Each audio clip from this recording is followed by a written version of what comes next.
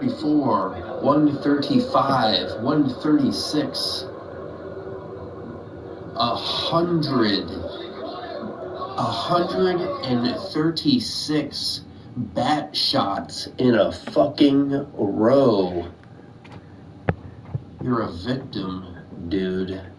Kid. There's nothing like that that's ever happened in the history of the MVWF. You don't come back from something like that.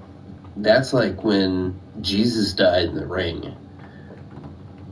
You don't come back. Consider yourself retired. I heard that you've sort of disappeared since this happened. Yeah, just stay disappeared. Don't fucking come back. You've been retired, sir. Peace. This was your last call. Whoops. Nurse, tell me about the patient. Doctor, it's an emergency. Dennis to take a hit, man Hart, MVWF superstar. He was hit with a barbed wire baseball bat, according to the charts, 136 times. Obviously, he's in critical condition. Maybe the cannabinoid-infusing mask is the only thing keeping him alive. Oh my God, doctor! It's his heart. Calling the paddles. Clear? Clear?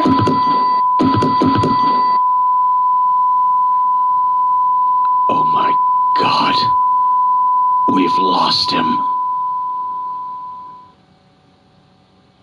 Fuck that. Hit him again.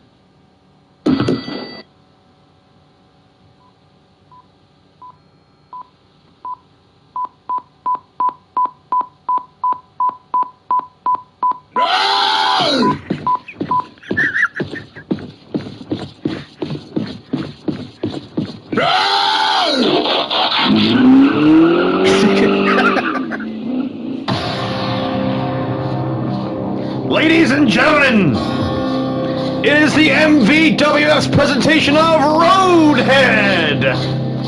Do you want some Roadhead, ladies and gentlemen? I'll bet you do. Because tonight, we've got some wrestling action for you. Ric Flair versus Jimmy Controversy. Big time battle royal with a bunch of these fucking idiots. Three-way cruiserweight action that will definitely be flippity-doo. Big, broody guys punching each other in the face. And more flippity-doo guys, only this time it's for the title. And these two guys know each other. These five guys are going to try to get themselves a title shot at the MVWF champion. And folks, ladies and gentlemen, you've got some big shit to consider here. Ambulance death match for the second time in MVWF's history. Oh my goodness, the beating, the legendary beating that everyone saw on TV. Dennis, oh my God, I don't know how many of this fucking show. Oh my God, I'm fucking dying already. But Dennis the Sticky Hitman Hart took a tremendous beating, 136 shots with a barbed wire baseball bat from that man on the right and the man to my left. Last call, Jeremy Love. Jeremy, what do you got in store for the Hitman tonight? More bad shots. Yeah? Probably more bad shots. I mean, it's an ambulance match. The point is to throw his ass in the fucking... the ambulance. In the ambulance. Put him in the ambulance. Yes, and send him off on his last ride.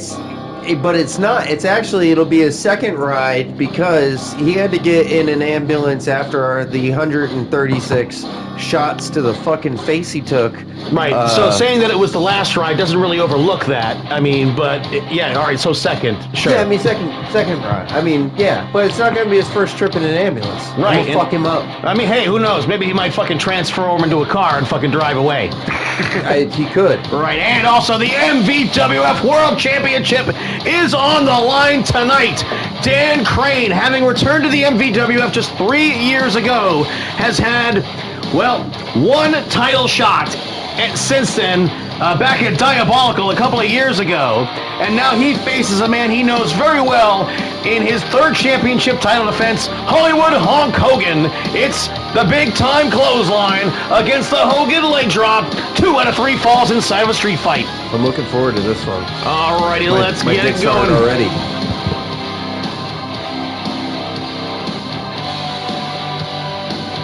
Ric Flair in our opening match is going to go one-on-one with Jimmy Controversy. I like that it's 08 Ric Flair. Well, you got to be specific about these things.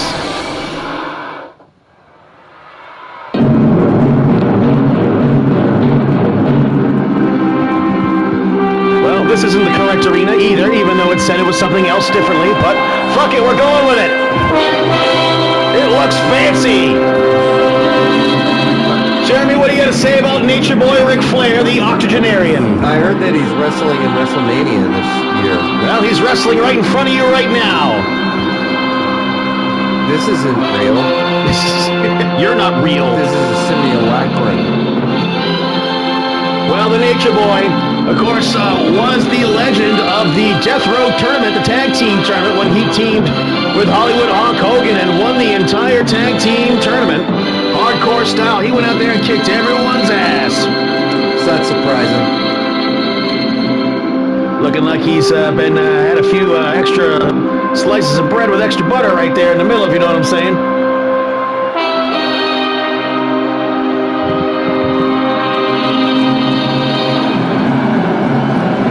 And a warm welcome.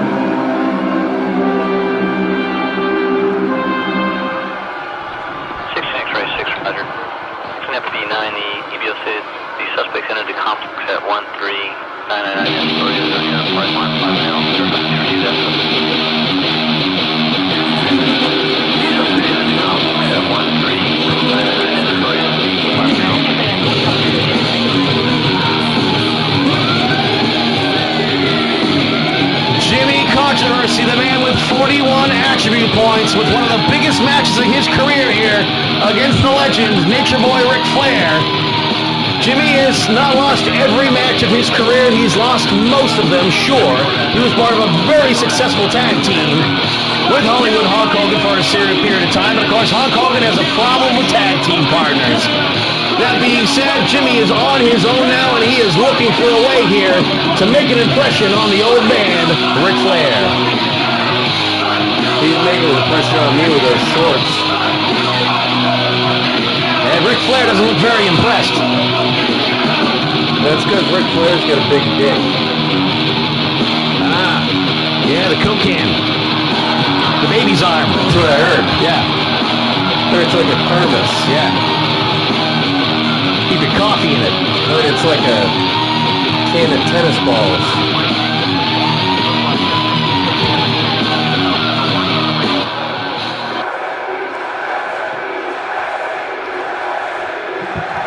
Come here, buddy.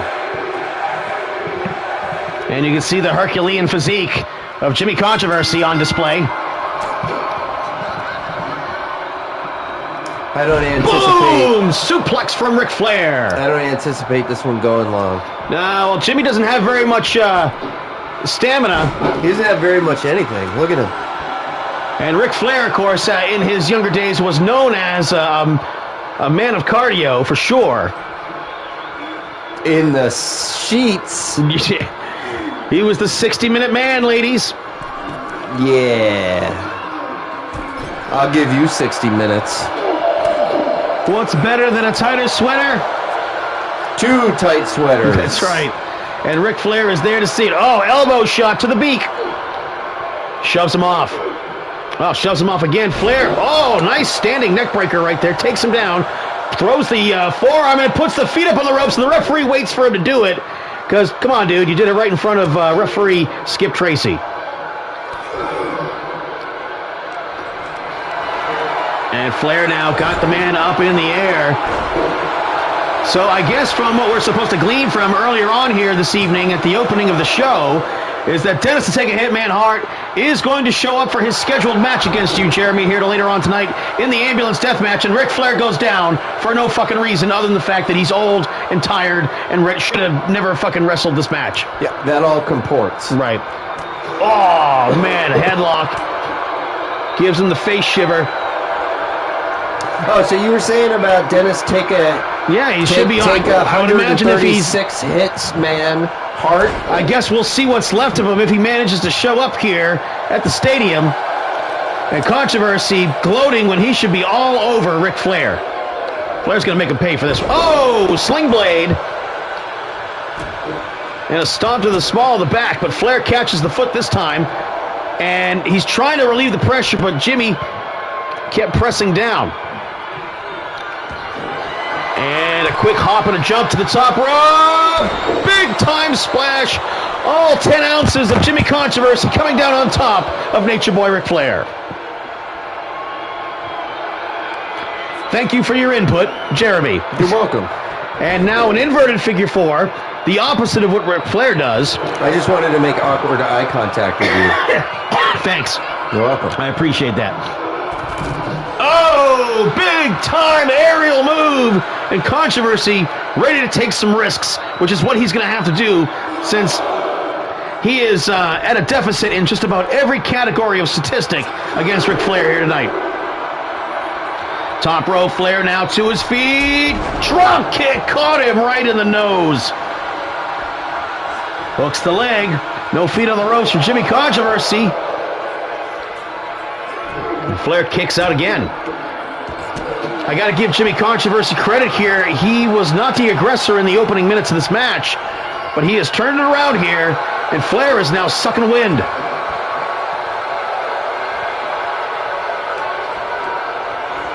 Off the ropes, Flair now drops down, leapfrogs over, catches him with another sling blade, and I guess Flair on his heels here. The name of that move's a little offensive. What move? The sling blade. I can almost hear you thinking about it. Over there. Yeah, I was just like, that's offensive.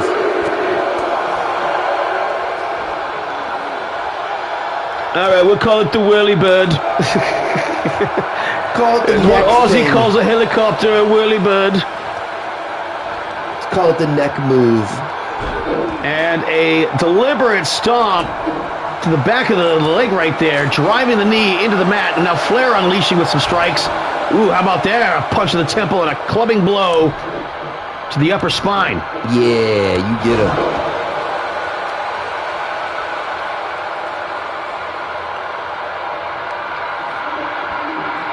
Flair now wrapping up Controversy's leg in the bottom rope.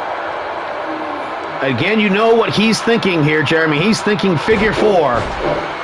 He's And if definitely working that leg. If he damages the knee enough, locks in that figure four, Jimmy Controversy is going to school. I bet he screams. I bet he says something like, ouchie. 1, 2. Oh, that's They it. got him. That is it. Easy peasy. Didn't even have to use the figure four. Well, I'm glad that part stuck, Brandon. Yeah. Yeah, 2K games continue to be Damien. the ghost in the machine. Thank you. And a victory.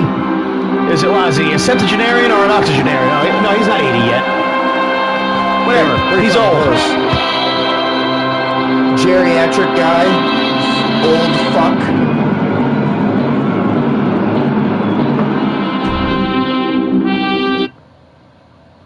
Old guy, Ric Flair. I'm excited for this one. Battle Royal over the top rope. Antonio Brown, Whiteside, Stab, Hurley, Shadow. This mysterious mask, the Chronic Avenger, Rich Newell, Arn Patrick, and the Skinny Wolf. Bachelor Chow makes its own gravy. And the fucking thing put the entrances back on, too. You can't fucking win with this fucking game, man. I shit you not. Yeah, I'm not watching this shit. You gotta look at the arena, folks. We're gonna fade in and out like we're fucking nodding off here. like Dennis right now, in and out of consciousness. We shocked him back to life. Yeah. And then... the EMTs, the doctor at the hospital. What? You know, the cover story. Right. There's Stab Hurley, for what it's worth.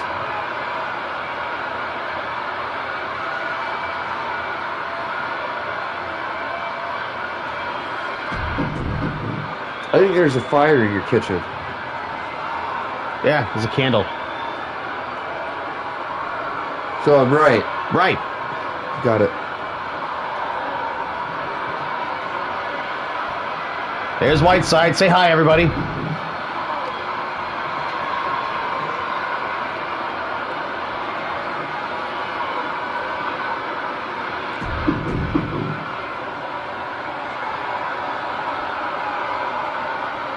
Production assistant note, we actually programmed to skip this. Yeah.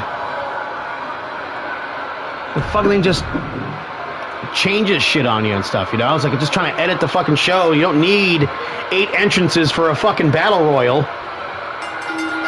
Thank you. All right, let's take you down. Here, looks like Stab Hurley is paired off with Arn Patrick, the Wolf, and Antonio Brown. The Avengers down, Whiteside's down, and Mask is going face-to-face with Shadow, who came up short last night in the main event at Enter the Gate 68.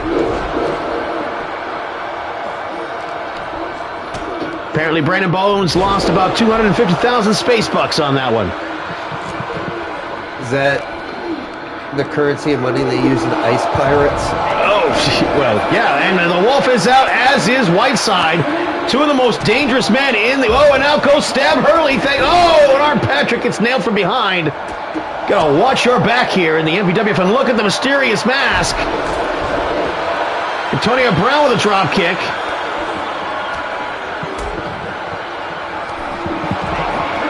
The mysterious Mask is out. Yep. These guys wasting no time here. They see Whiteside doing the walk of shame.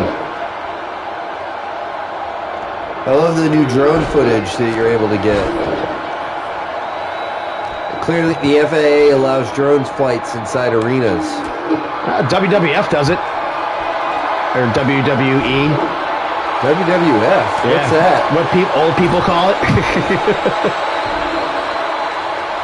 And now Arn Patrick and Shadow. Shadow grabbing him by the nape of the neck. This would be a match I would like to see one of these days. Two no-nonsense competitors. And Shadow, oh, now he's being double-teamed here by the Chronic Avenger and Shadow.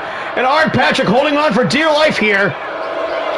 Oh, and he still manages to hold on to the bottom rope, and now they're double-teaming him at the bottom rope as well.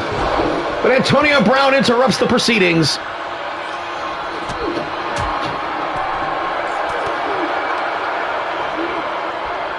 Oh, up and over now. Antonio Brown going to try and skin the cat.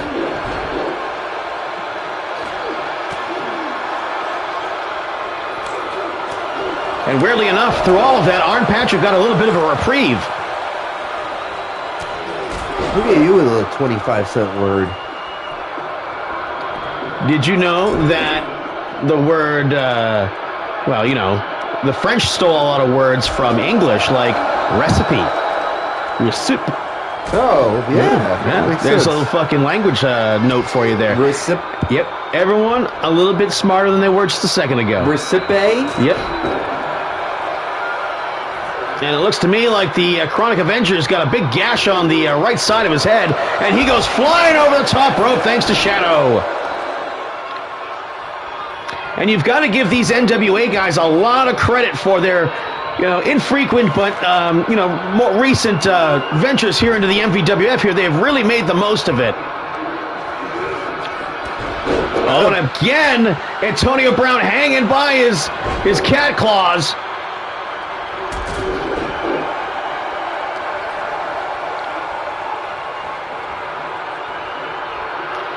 Shadow, of course, with the one singles loss by the NWA, which he lost to Kurt Maple just a few weeks ago. Perhaps Shadow going a bit of a downswing in his career here, but I think he's got a lot of potential both in the NWA and in the MVWF. Hard strikes from the former Pittsburgh Steeler. The man who stole Tom Brady's wife. Oh, side slam, and in comes Arn Patrick again. When you've got a third man out there, Jeremy, you've got to keep that guy in your peripheral, otherwise they're going to have a fucking shot at you. Yeah, you can't afford to turn your back for one moment. Nope.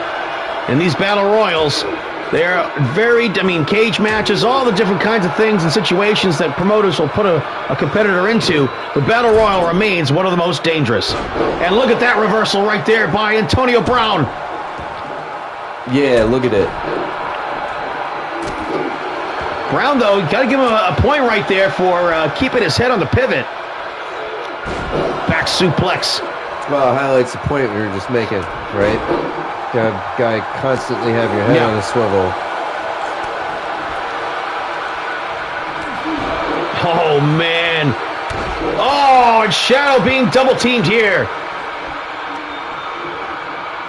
Of course, later on tonight, the Cruiserweight Championship will be on the line. Dragon Hart Jr. with his very first Cruiserweight title defense against, well, the very first Cruiserweight champion, the Asthmatic Assassin. And man, Antonio Brown has 9 lives.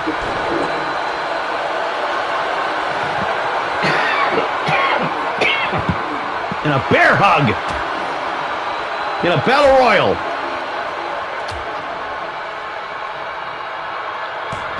Antonio Brown, and again, caught him with the leg scissors, got up into the DDT position and drove him on his head. Folks, to remind you, Brandon Bones is gone. I, Damian Andrews, have been booking the show. Thanks to Mark Selesky.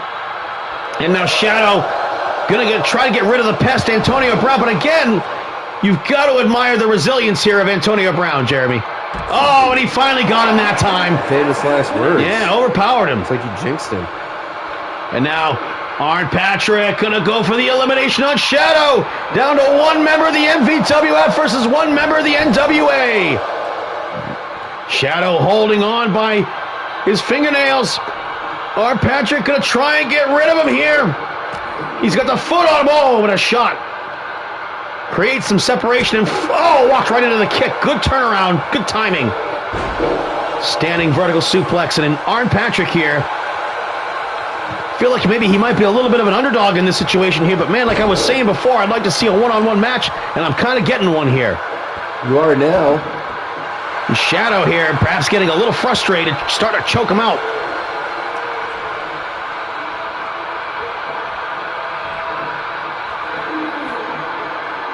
Oh, clothesline, and Shadow is the winner.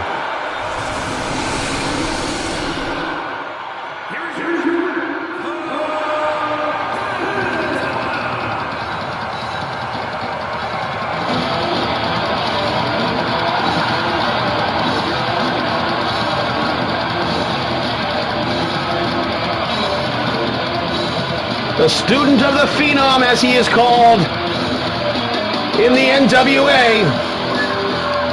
And Shadow with a big-time victory here, perhaps maybe silencing some critics here after the loss to Kurt Maple.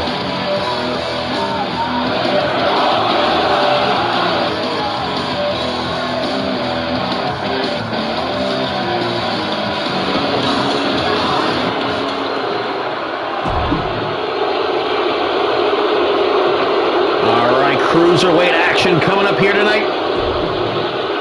Tom Billington, the nephew of the Dynamite Kid, having inherited the professional name from his much more famous uncle, is now making his second foray here into the MVWF after having, maybe really good counting himself against a couple of competitors here in AEW, where I keep promising the Versus AEW show, folks, and I swear that someday it may come, but politics, folks, what can I tell you?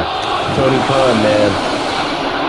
I can't believe that Billy Corgan allows NWA guys here, but Tony Khan won't allow the AEW Wrong NWA, guys. buddy. You're the wrong NWA.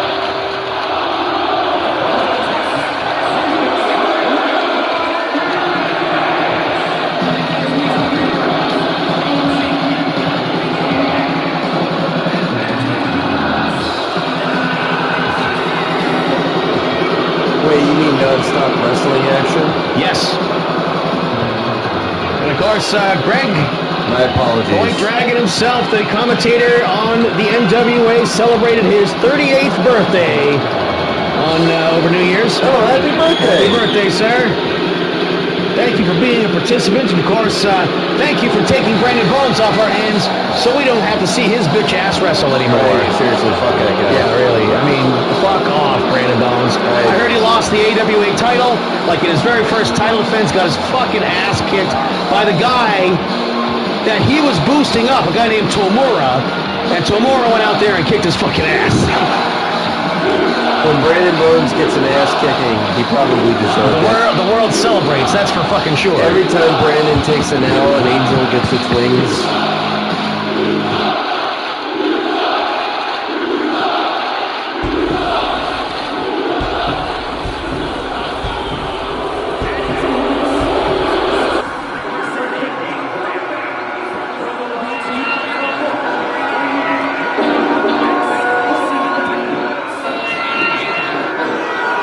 Rolling with this bitch, put her lips up to my dick, asked if she wants to hit before a mouthful of shit.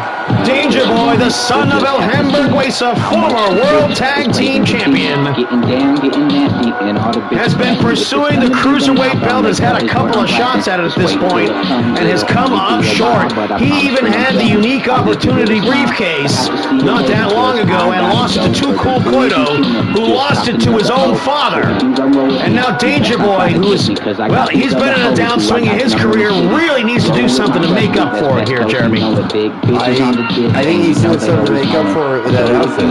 All you gotta do That's is really ask, sharp. and half an hour later, I'll be there to wax that ass. Fuck bitches, smoke weed, eat cereal. Thick dykes, OG Kush, and Cheerios. Fuck bitches, smoke weed, eat cereal. Thick dykes, OG Kush, and Cheerios. Stuff the sticky in the wrap and touch it to the fire. White owls on my back for when I'm getting hired. Rolling real thick and try to get lifted. That fucking Cali green got my head twisting. So listen, if you wanna get high, then you found a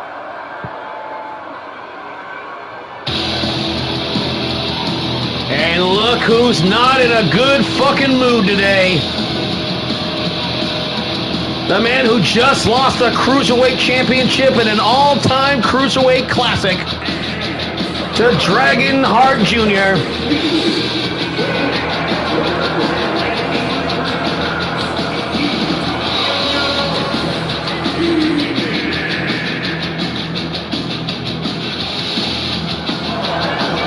West Side Ito, the man from, well, the Japanese-American from the west side of Manch, Vegas. Three-time Cruiserweight champion, widely considered to be the best of the Cruiserweight champions thus far. And he wants another shot at Dragonheart Jr., whether he makes it out of here with the Cruiserweight title or not.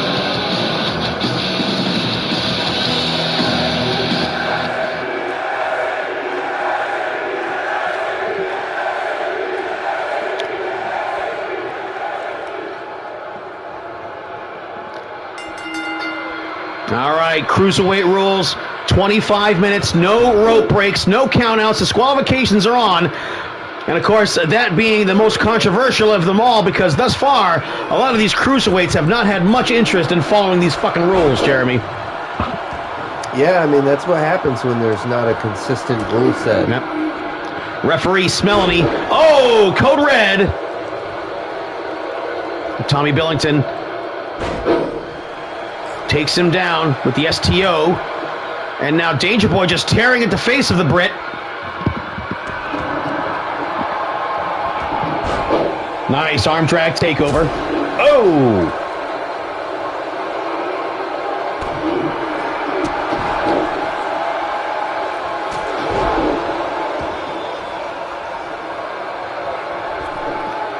Ito now leapfrogs over the top rope, and look at him. He is, like I said, he is not in a good mood, folks. He's got a ladder, and he is completely ignoring the rules here. And referee Smellany just standing there like a fucking idiot. Oh, got him with the high cross body. I don't understand how there are rules if there's no disqualification. How do you enforce the rules? There's supposed to be disqualifications. They're just not paying attention, and the referees aren't enforcing the rule.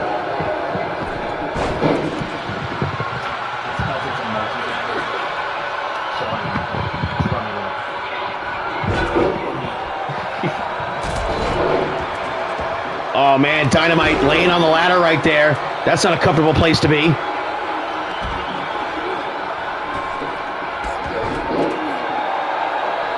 Takes him down with the single leg.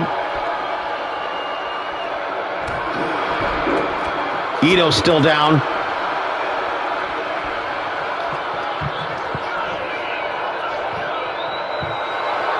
And now Danger Boy, he has been also known to be pulling a lot of the same shit that Ito has after their rivalry went sideways.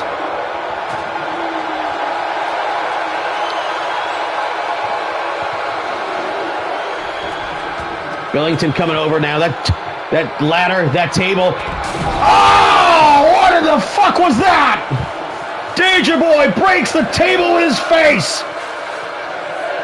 It pops up like nothing happened. Yeah. What you got in that mask, boy? Oh, boom! Slammed him on the floor and on the table with a karate stick.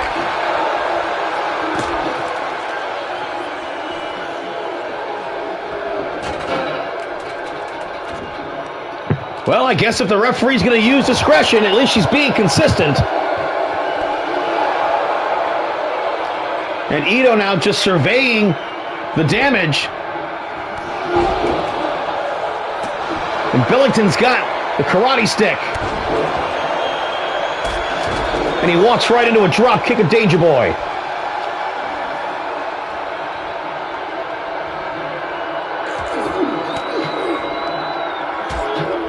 Oh, Dynamite throws the shot in. Fuck, missed the shot.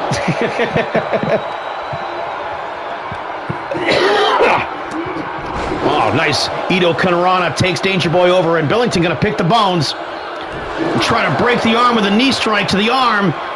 Caught in by the wrist arm drag.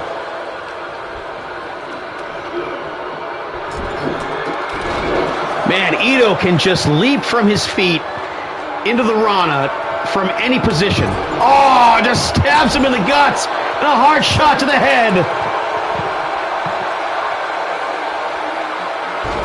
Bam! It slams him on the ladder.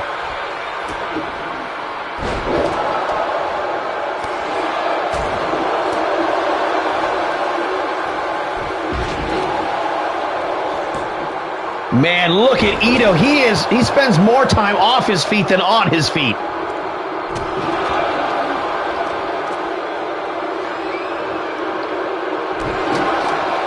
Billington down after crashing and burning on the ladder.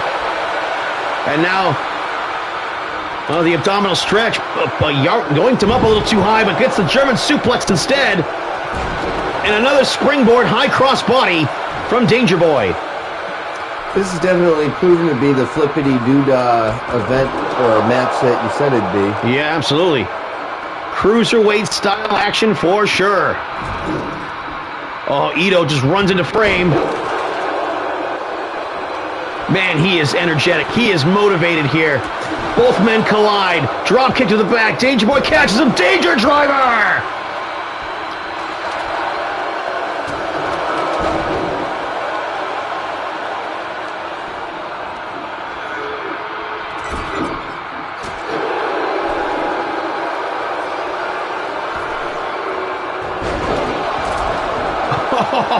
From behind, and I think Smelanie might have caught a stray.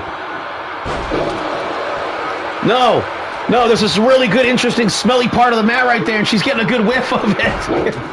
Should just slide across the ring. Oh, and Ito comes down on top of her. Oh, drop kick by Danger Boy. He's got the karate stick. The referee is down.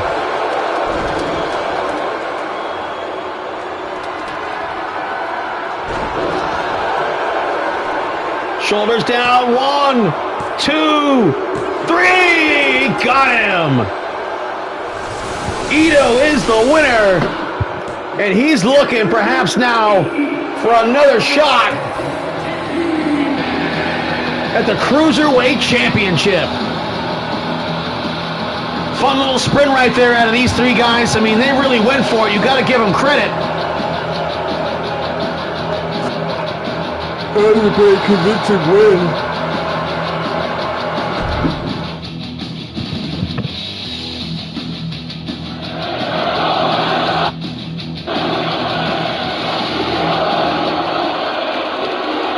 Here is a match that is definitely what you might consider a classic of the MVWF. Unbreakable Ryan Doyle and the man that started the MVWF himself, Awesome Ron Awesome. Awesome Ron won the Ultimate Gauntlet. However, Doyle knocked out He-Man Ryan Crawford just a few weeks ago inside the fight pit.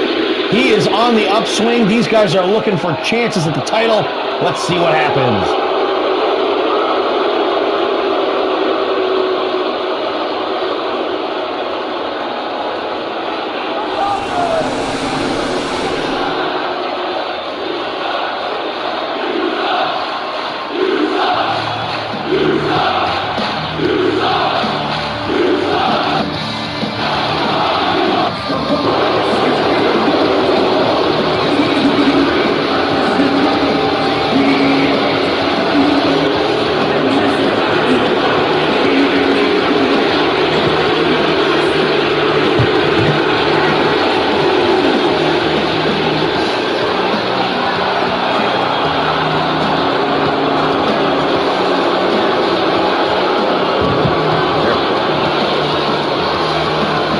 Unbreakable Ryan Doyle, one of the most decorated competitors in all the MVWF. Main evented 3 Match Manias, 2-time World Heavyweight Champion, 4-time World Tag Team Champion, 2-time Rumble winner. Destroyed the ring against AJ the Giant. And of course, one of the charter members of one of the longest standing factions in history, the MVWO.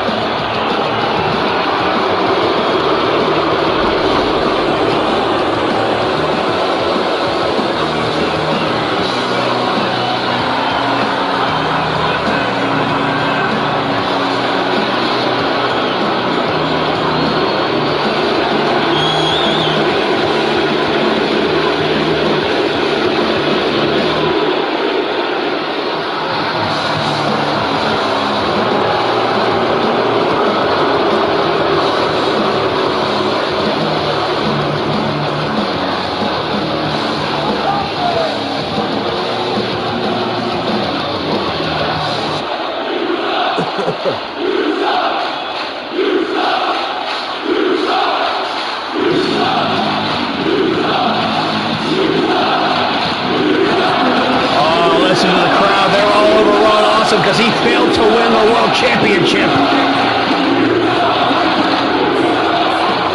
Wow, after all these years, the crowd turning on Ron Awesome. He can't believe it. Look at the look on his face. He's been over lively. He's doing the bang bang the way people used to like.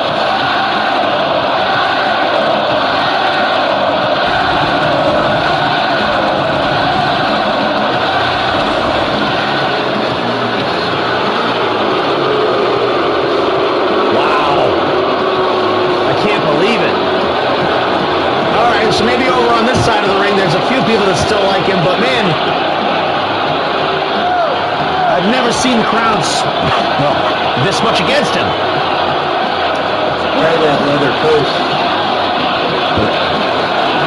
Yeah, I think they like his coat. Nah.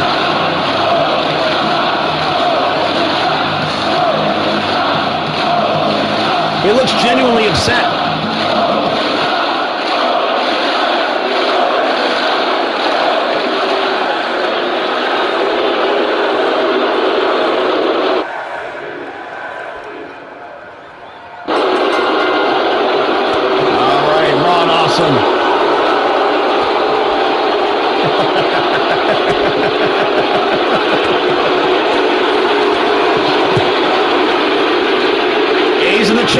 Awesome. And Ron Awesome whipped into the corner by Unbreakable Ryan Doyle with a big-time uppercut right under the chin.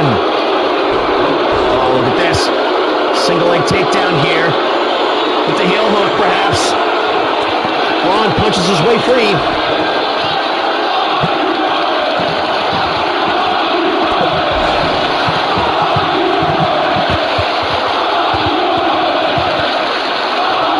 Ron double underhook. Power bomb! Drilled him with it. And again, Doyle went for a second attempt at that ankle pick. And Ron was ready for it. Here come the headbutts.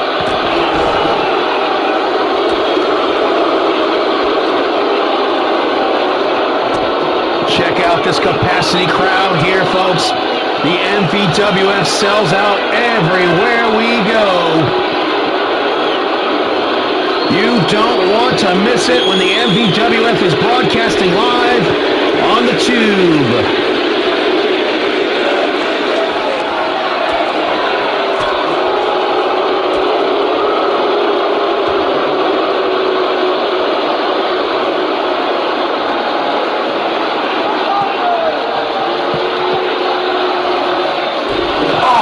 Drilled him with the double knees to the small of the back, and Ron Awesome, he's got that killer instinct.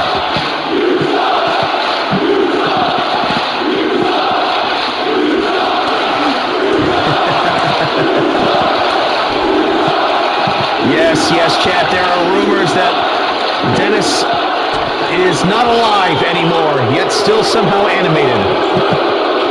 This will not be the first time we've seen this in the MVWF. After all, Brandon Bones has like 3 clone bodies. Yeah, The Wolf died in the ring. Bret Hart died in the ring.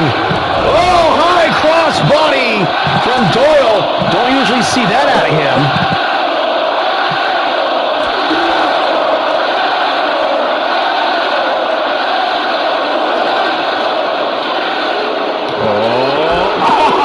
Oh, man, so powerful. Slamming him on the floor. Here come the hard shots. Ron, of course, known for his iron jaw. He ain't gonna get knocked out with one punch like G-Man Ryan Crawford did. no, fuck that. He's no pussy.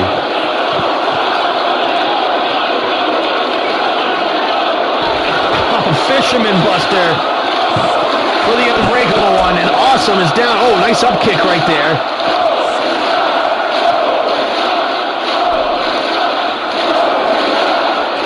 Ron meets him through the ropes. Action camera. Headbutt right from midair. Turns him over. Ryan may be knocked out. 1 count. Oh, no, he is not knocked out. It's almost like he heard me. It's like he's listening. Hey, speak into the microphone. Just don't make... You can't just make faces at it. What are you talking about? I mean, I guess you can make faces at it. I just can't hear your faces. Who can't hear my faces?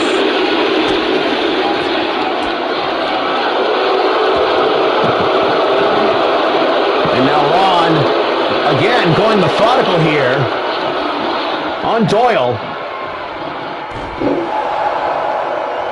Preferring to kind of like pick him apart. And here comes the Ron we know. The right hands. And Doyle busted open, bleeding like Doyles do. That is a thing. It's the real thing when they're talking about an Irish Spring. Oh, pancakes him down with the body driver. And Ron Awesome taunting the crowd. And the crowd responding in kind. And big time one-footed drop kick right there. Ron played it safe. 1 count only.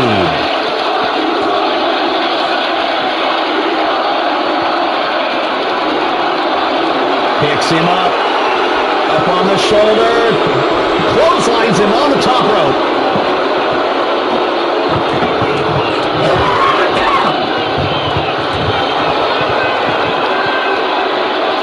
I got to give Ron credit. He is He's showing a lot of patience here. Oh, look at that high-risk move. Oh, just when I say that out loud, he takes a risk and eats shit for it. Here it is, Bukkake Tsunami! Boom! Right on the head of the Awesome One.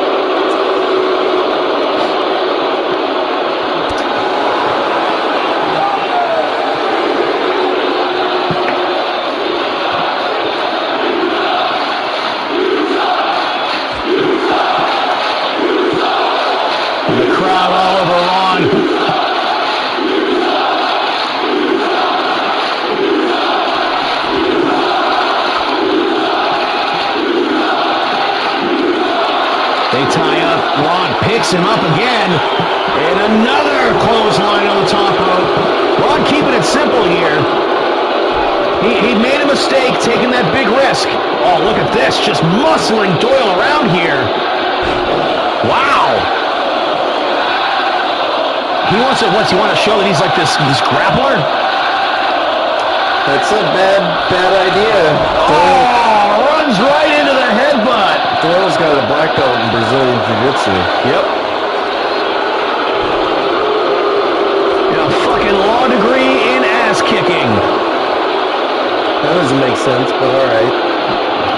It sounded nice. It's true. Face first to the turnbuckle. Oh, Doyle doesn't get caught in the corner, turns around and just rams him into the turnbuckle. Oh, this time it's set up for the Humor Worm.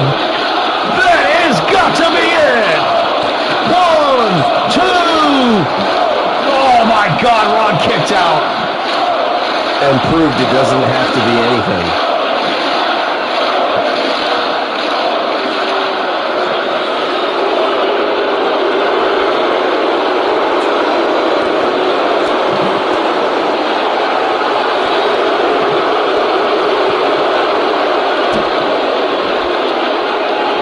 Ron content to fight with him outside the ring.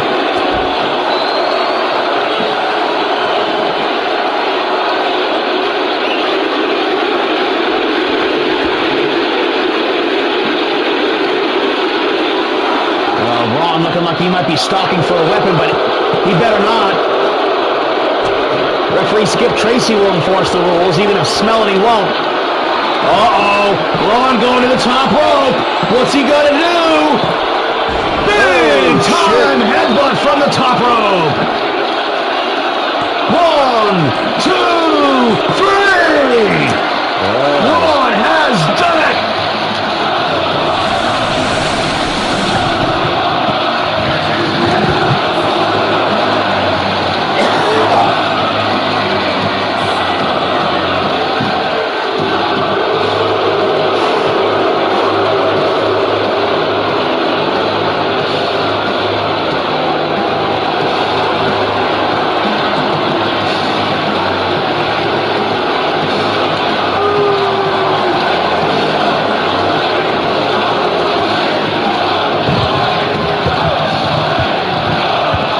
Give it up for the old man, Ron Awesome.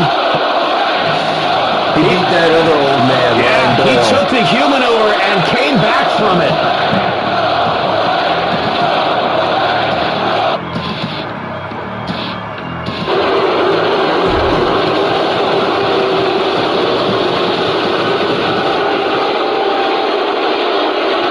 All right, the asthmatic assassin, the very first MVWF Cruiserweight champion, will now go one-on-one with Dragonheart Jr.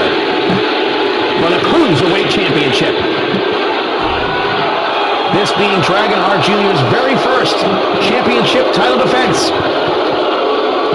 But during the remainder of his championship title reign, he will be wrestling under mixed rules here in the Cruiserweight division. See, in the NWA, they always have in their one-on-one matches 2 out of 3 falls matches. So we're going to apply at least that much to incorporate some of the NWA's influence on this division here, where while, should I say, Dragonheart Jr. is its chief representative. Yeah, what you said. It's getting a little dry there, that's what I was trying to speak. Yeah, well, you have some water. Yeah, I have some water right over here. Why don't you have some more water?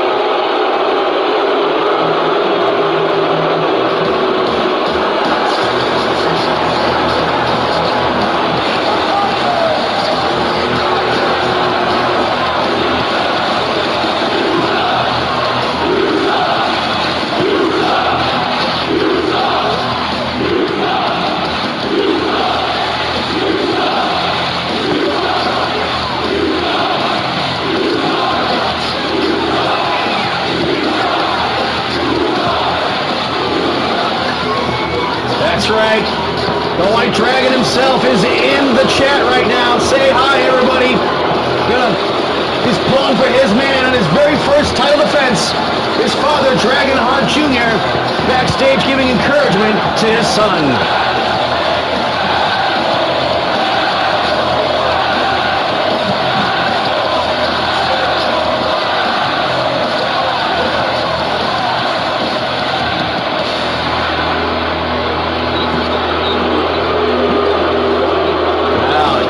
Assassin looking fairly confident here.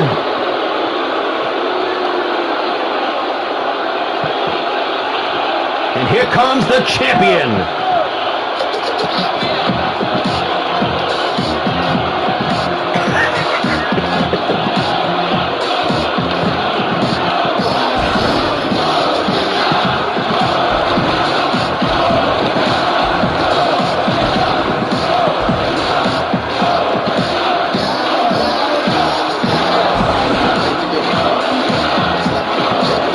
Dragonheart Jr. is undefeated in one-on-one matches here in the MVWF, and he is the Cruiserweight Champion. Making his first title defense here against the very first Cruiserweight Champion in the face of the Asthmatic Assassin. This is one on paper that should be a classic, and it took everything that Dragonheart Jr. had to defeat Westside Ito to become champion, who is considered the greatest of all the Cruiserweight champions. This is going to be a good match. It's going to be a good match. And look at the respect that the Asthmatic Assassin is showing Dragonheart Jr. Yeah. I mean, usually a sarcastic asshole is the assassin, but I guess he's got something of an appreciation here for what these NWA guys have brought to the MVWF. We'll be seeing Brooklyn Joker later on tonight in the five-way.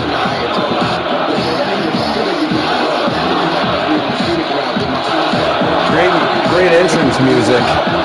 Yeah, I thought so.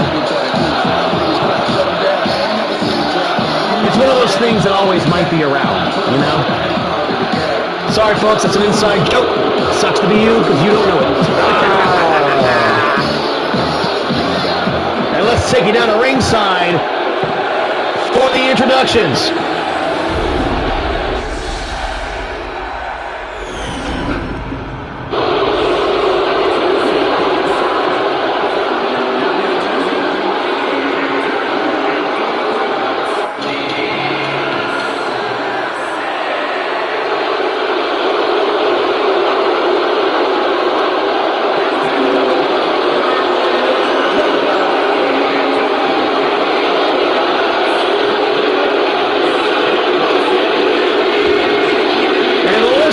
Response here for Dragonheart Jr.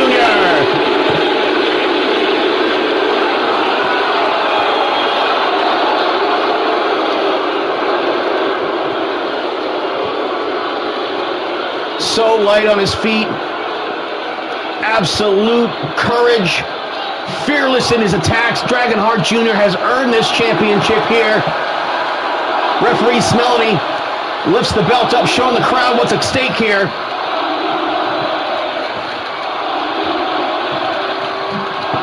Ring the bell, referee. Wow. Usually Dragonheart Jr. just comes running out of the corner right there, but he shows a little respect and actually enters cautiously, and he pays for it.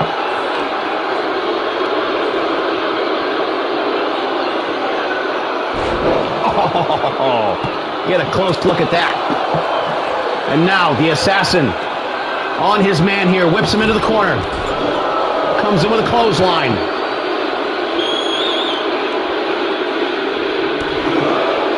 He follows up with a stomp to the back of the leg here, going to try and limit that mobility as the assassin trying to call upon the fans here. Picks the leg. Oh, going to give him a little bit of a wrestling lesson here. Oh, man, and Dragonheart Jr. going to bail out here. I don't know if that's a great place to go. The assassin, whoa! Oh, my God! Wow, what an absolutely daredevil move right there by the Asthmatic Assassin. And Dragonheart Jr. here getting a taste of his own wrestling style here. What wrestling style is that? Well, it's just that speedy, cruiserweight, high-flying, flippity-doo stuff that all the old people like to complain about. Yeah. Well, I hope old people die. Eventually they do. It usually doesn't take that long. Unless that weirdo guy, Brian Johnson, has his way with it. The singer from AC/DC? No, the fucking weirdo guy that, there's a Netflix documentary out about him right now. I don't have Netflix. He's the guy, he's got like a 19-year-old son. He had his like blood transfused or something from his young teenage son into his body. Oh, back suplex. Something. He's a fucking robot. All right. But back to the match here. Dragonheart Jr. is in trouble here as the Assassin continues to have his way with him. I don't know if I like that. Into the face first, into the turnbuckle. This one, 2 out of 3 falls here. Man, wow, back suplex holds the bridge. But Dragonheart Jr. doesn't even allow a 1 count. And of course, 25-minute time limit. No rope breaks, no countouts outside the ring for the based on the Cruiserweight rules. Those are still intact. Wow, Sky Twister press. As for the second time here, the Assassin has really outflown the Dragonheart. Some would say he out. Oh, look at that right there. I'm sorry to interrupt. What'd you say? He said he out flippity-dooed him. Yeah, and then came back with a flippity-doo. He said, "I'll see your flippity-doo and out flippity-doo you." Kick that back. Man, look at that. Baseball slide under the bottom rope. Drags him down in the German suplex. And look at him just now. He's taunting him here. The Assassin may be starting to get a little arrogant. He's definitely ahead on points. And Smelly takes the scenic route.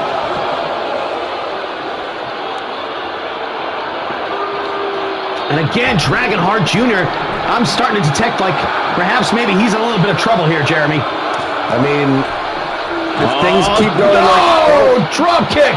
Although the Assassin may have caught himself on the apron. I'm sorry, what'd you say? I don't know. Nothing important. Well, he was jumping off the top rope. What do you want me to do? And now, Dragonheart Jr. takes the Dragon Suplex on his head onto the floor.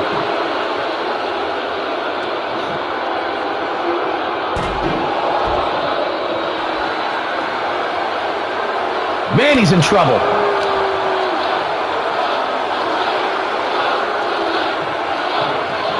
Dragonheart Jr., I think, got distracted by the fact that that table over there, if this was the right arena that I put on, it should say NWA over there. You were saying, Jeremy? Oh, I wasn't. Thank you. Thank you for contributing. I'm sorry if I got to call a move when they're doing a high spot, you know? I get it. Now, oh man, he may have saved himself there from colliding with the steps right there. I saw the hand come up, but the Assassin was right there to follow up. This is my yard now. Oh, double axe handle.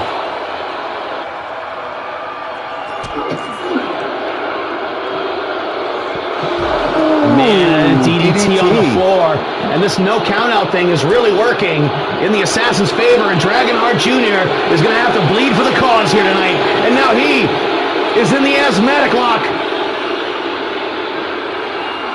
But there are no decisions on the floor. It has to be inside the ring. But this is free damage that he can do with impunity.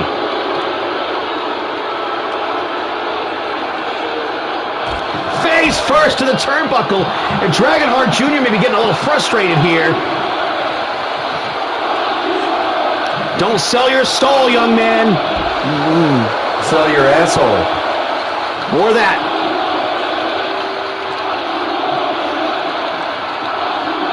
And now, couldn't quite get him up in the air. The Assassin, much bigger than Dragonheart Jr. is, dropped him down from the suplex position into the cutter. Nice, throws him away. And a standing moonsault, nicely done. Dragonheart trying to put it together as they both throw drop kicks at one another and miss. Up in the air, caught him! Finally, Dragonheart Jr. caught up to him. Ooh. Set him up, drop kick to the temple. Is Dragonheart Jr. making a comeback here, Jeremy? Oh, and again off the post. Sure looks like it. It looks like there's a momentum shift. And again, paying him back earlier as the assassin was trying to limit Dragonheart's mobility. Oh, and a second moonsault. Standing moonsault, sir. Oh, right on his face. And of course, that breathing apparatus may be damaged. And also an overused gimmick in the MVWF, I might add. Yeah, but he's getting Ventolin rather than cannabinoids like Dennis is. So how's that not overused? Because they're two different things. Lazy, Don't know it, me. Lazy writing. Go get your own show. Lazy writing. Now the assassin that looks like he may be starting to lose his grip here. This one being 2 out of 3 falls. Dragonheart has something in store. Boom! He got him. C4 off the top. 1, 2, 3. First fall goes to Dragonheart Jr. Quite the comeback here. And a slow count from Melody. Melody. I mean, her name's Melanie, you know, but we just refuse to be respectful. Oh, man, grabbed him by the mask right there. The assassin may be getting frustrated here. Now he's got his man up at the top rope. But a kick stops that. Yeah, get your hand out of here. Assassin trying to turn up the aggression here. He's got to even this up and then beat Dragonheart Jr. again.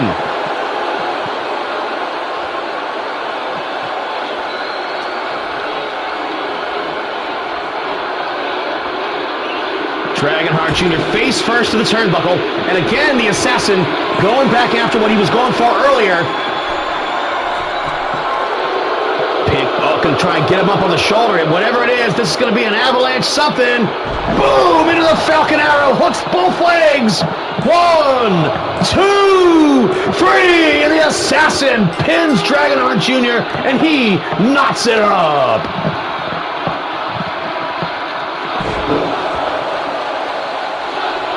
Man, now I'm on the edge of my seat here because, like, I thought maybe Dragonheart Jr. might be making a comeback here, but the assassin with so much experience under his belt, and of course the very first Cruiserweight champion, you know he knows these rules. You know he knows what to do, and now Dragonheart Jr. starting to fire up the flames. Fighting back. The heart of a dragon. And the assassin chomps his way through. I think an uppercut. This is what rednecks call a slobber knocker. Absolutely, and it looks like the assassin won the exchange. Can he win here with the nebulizer? Yes! Pins him!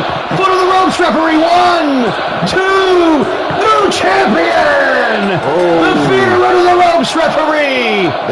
And even the assassin's looking at freaking Melanie Smelanie.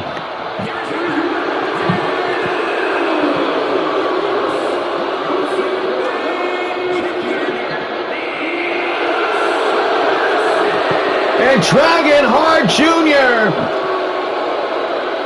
Unfortunate here by a bad call by the referee. Yeah, bad call, no call. Not good.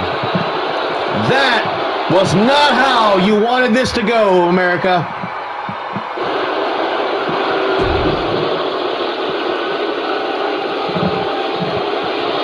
I'd say there's some shenanigans afoot. Yeah, bad call by the referee, causing a championship title change here. I don't know how necessary that was, but what can you do? You know, I mean, the feet were clearly under the ropes.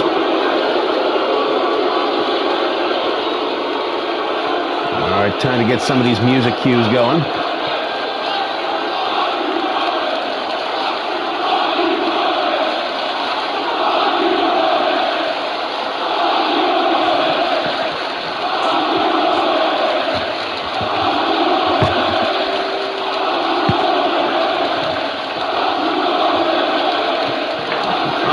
Too Cool Koido.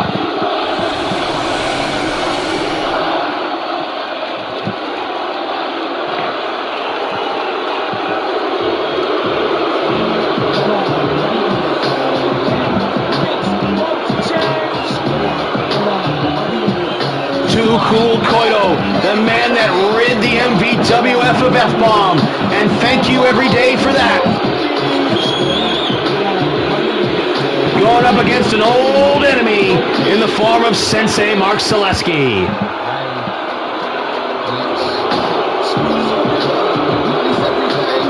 Oh, is it time for a freestyle? Yes, it is. Oh, yes, that's right. It's you and me, and 3 makes 2cc. 2 girls at the same time, woo-woo-wee. And you know he got the hat that makes them be. Then Thompson on his head and goes, hee-hee. That's gross. That's gross. A paid-off referee in the MVWF? That's unheard of.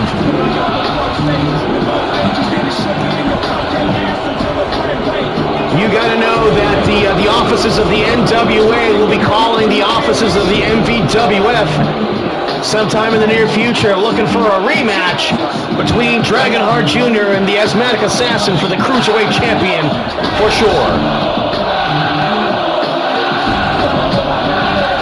Brooklyn Joker still here to come tonight.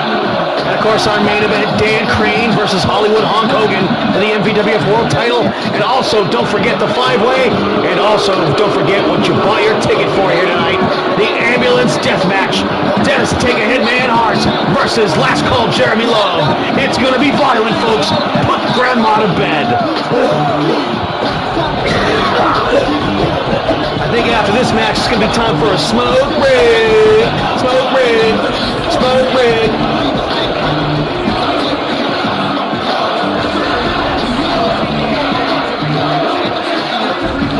Yes, folks, I am the world's worst rapper.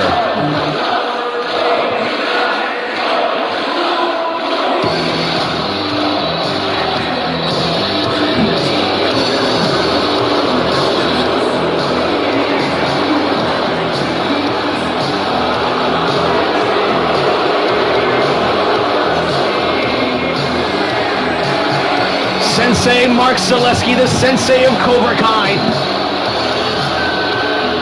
As far as I've been notified anyway, that Dennis Take a Hitman Hart has not arrived at the building as of yet.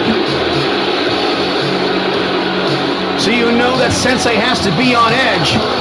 But he got rid of Brandon Bones a few weeks ago, and he came up short against Jeremy himself at the last event, looking for revenge for his guy.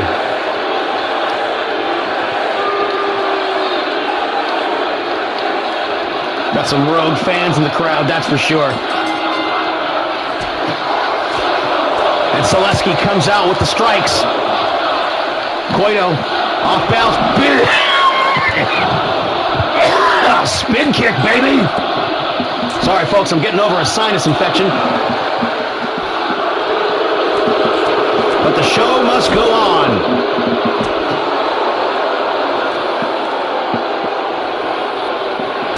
Knee strike to the head. Too Cool Koito looking like he's in a bit of trouble here. Early on.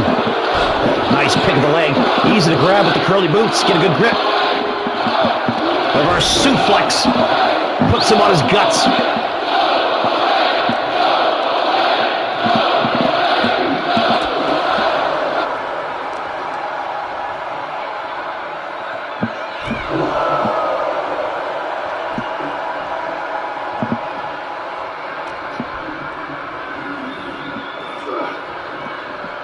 Oh, Falcon Arrow, man, and Zaleski bounced off the mat. Oh, man, and Koito just dive bombs through the ropes. Wow, daring move right there. Remember, Too Cool Koito, his whole deal was when he first entered the MVWF a couple years ago, was to be a minimalist, to go out there and just do the shittiest moves in the entire moveset that you can choose from, and just keep it simple, stupid. But the fact of the matter is that since he's jettisoned the MVWF of F-bomb, he's actually done a great job in improving his skills, trying new things, and actually becoming a much better all-around wrestler. But the much disciplined black belt in karate, the sensei of Cobra Kai, Mark Zaleski, really knows how to put his shots together.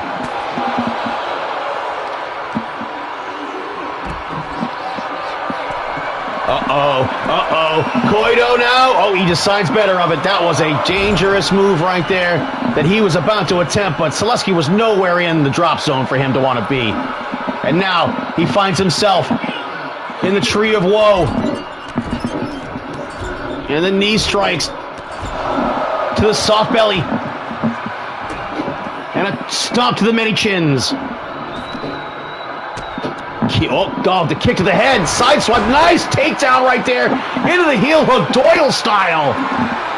Like I said, Too Cool Koido, he hasn't lost any weight, but he's definitely improved his skills, and I mean, like I said, he's just a better all-around wrestler now. Of course, he's had 2 shots at the MVWF Championship and come up short. Winning a championship in the MVWF is no easy task, and of course, if you ask Dragonheart Jr., holding on to one, even harder. Look out, Smelanie. She's fucking up. Yeah. Oh, look at that. And Koido just no-sold the clothesline attempt and makes Selesky eat the turnbuckle. Yeah, that's not all Selesky eats. Brooklyn Joker, if you're in the chat, you will be wrestling in just a little short while in a 5-way match. And the winner, 5-way elimination, winner gets a championship shot at the MVWF World's Heavyweight Championship. And of course, the Brooklyn Joker holds a pinfall victory over Hollywood Hulk Hogan. Oh, sweep the leg, Selesky. Smelly down, 1 count only. Give credit to Too Cool Koido for the strong kick out right there.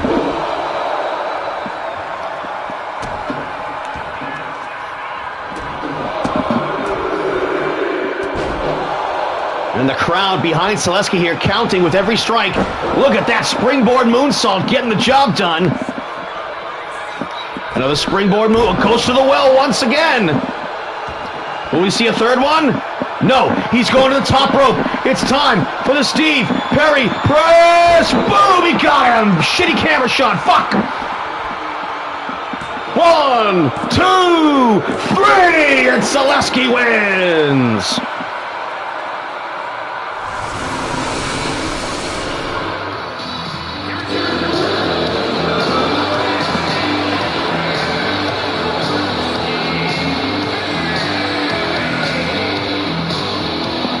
Sensei Mark Selesky, another big win, coupled with the victory over Brain and Bones that sent him running off to the NWA. He did get his ass beat last week, though. Who, Brain and Bones? No, Mark Selesky. Yeah, he did. Great match between you two. Who did he get beat up by? That would be you, sir. Oh, right. Forgot about that. Wait, no, I didn't. Yeah, you didn't. No, I didn't forget about it. All right, folks, it's NWA versus MVWF 5-way elimination match. Kurt Maple. Enormous Genitals, Kevin Welch. Dragonheart Sr., Brooklyn Joker, and El Hamburg Huesa.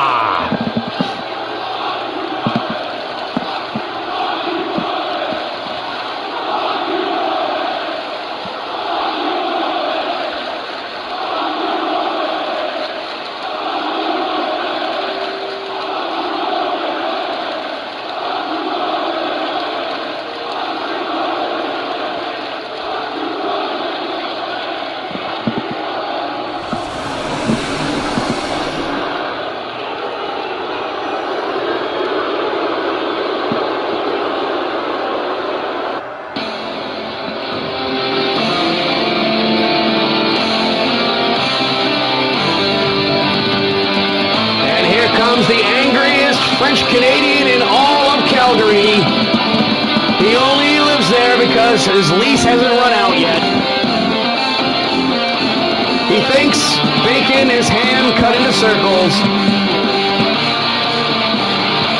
And he apologizes for everything he does. Of course, Jeremy, you know Kurt Maple quite well. You burned his face. With a fireball. Yeah.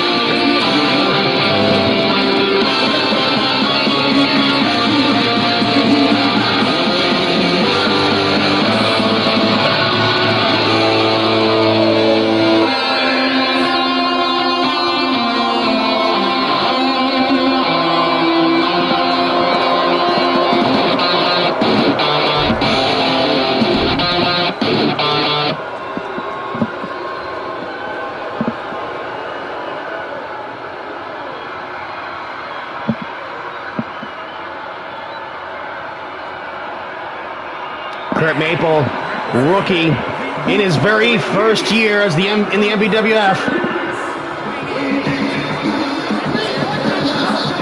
Won the World Heavyweight Championship, and of course, here's a guy who's a former MVWF World Champion. Had a cup of coffee with it back in season 2, and now he's drunk, and he's got a stick to hit people with.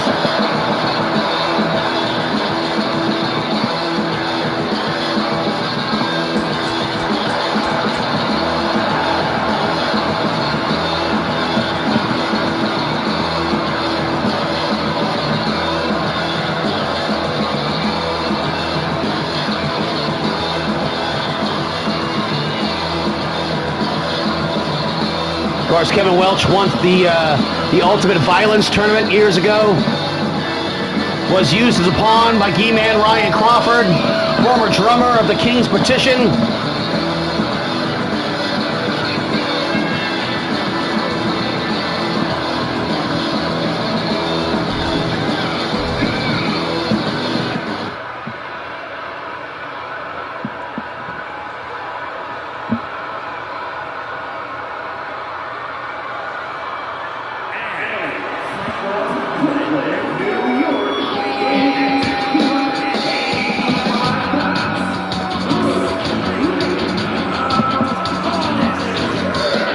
Another representative of the NWA, Brooklyn Joker, the man that Brandon Bones mocked routinely on the NWA broadcasts.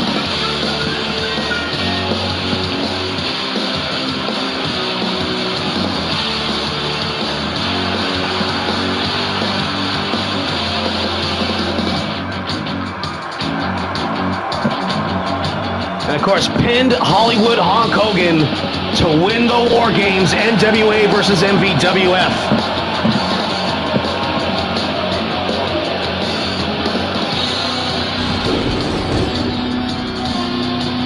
And he's looking to win this 5-man elimination and get an MVWF World Championship title shot.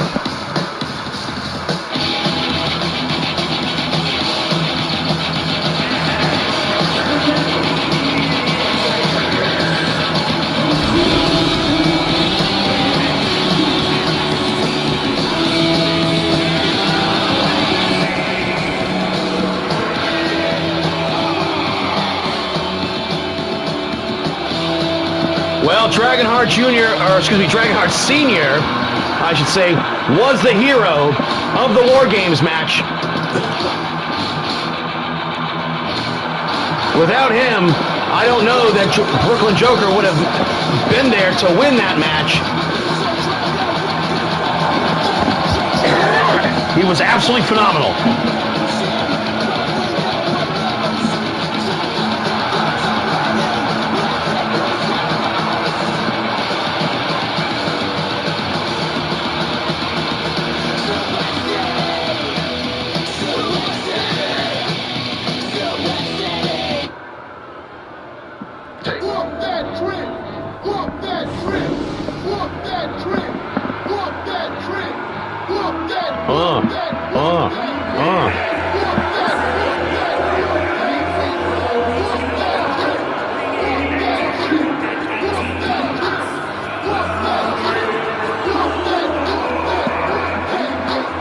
El Hamburguesa held the unique opportunity briefcase, winning it and defending it the one time he required to, got his title shot against Hollywood Hulk Hogan, and came up short against the man.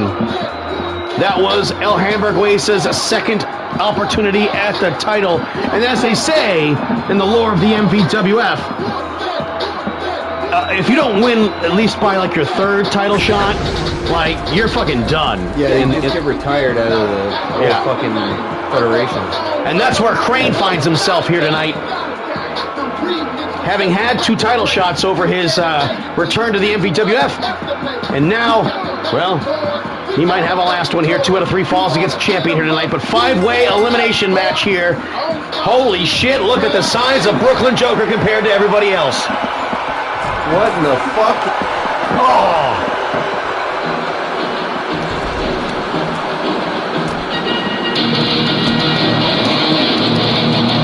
Is there a run-in happening? No.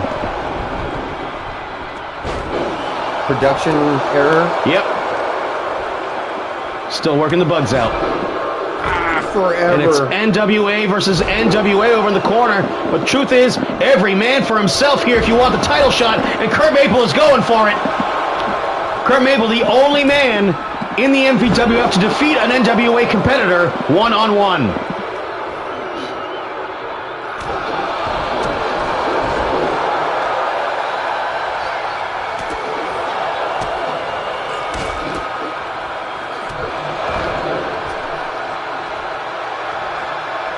Oh, Dragonheart Senior, Jesus Christ. Like father, like son, right? And he's got a ladder out there. Dragonheart Senior. Senior. Damian Andrews, get it through your fucking head. And now El Hamburguesa has a table. Heel hook. We saw Danger Boy break a table earlier tonight with his face. That was fucking awesome. It was pretty nasty. Man, Dragonheart might be having a little bit of a knee problem right now. You can't be immobile in this five-way match, and look at the power of Brooklyn Joker just throwing El Hamburguesa around. Ladder in the ring, table outside the ring, just like we saw in the three-way here tonight. Death Valley Driver. And I think Smelly may have saved Kurt Maple right there, and Kevin gets slammed on the ladder. Oh, man, an account was in there.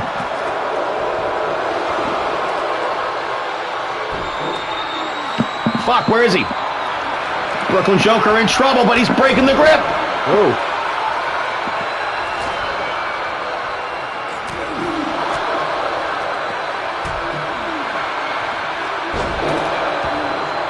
Honestly, if I were Brooklyn Joker, I would leave Dragonheart alone. There's a megaphone out there as well. Whoa! What's Kurt Maple gonna do here? Look out! Spear through the ropes, and oh man, that would have been awesome if it went through the table, but it didn't. And Kurt Maple feeling pretty good about himself right now, and Kevin's in big trouble.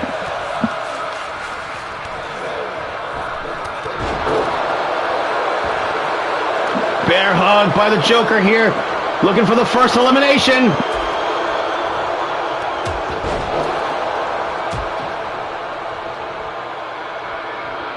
Half-hour time limit.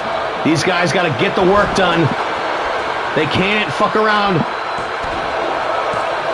Joker down, got a 2 count up to El Hamburguesa.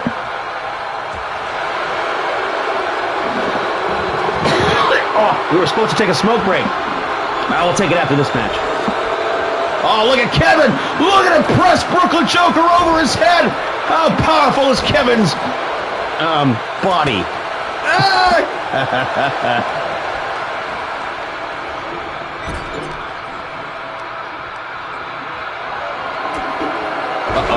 Oh, down goes El Hamburguesa.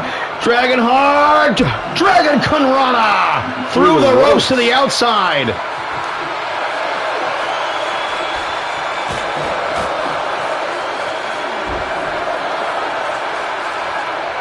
Wow! Brooklyn Joker just ejected Dragonheart. I honestly would have expected they would have gotten along a lot better in this match, being, well, their origins being in the NWA as far as, their path to the MVWF anyway. Dragonheart dives through the ropes and he kills El Hamburguesa.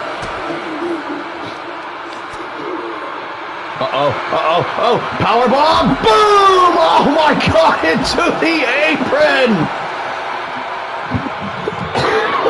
Dragonheart.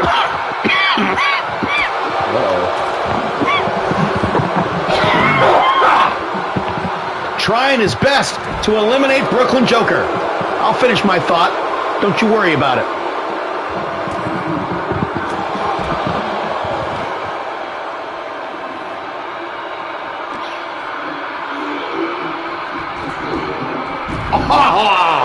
Kevin goes flying, and Dragonheart flies again.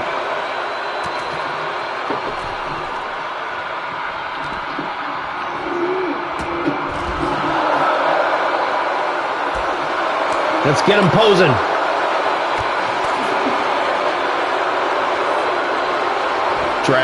Oh, look at, oh, and there's one of the glass tubes for later on tonight. Brooklyn Joker just helping himself.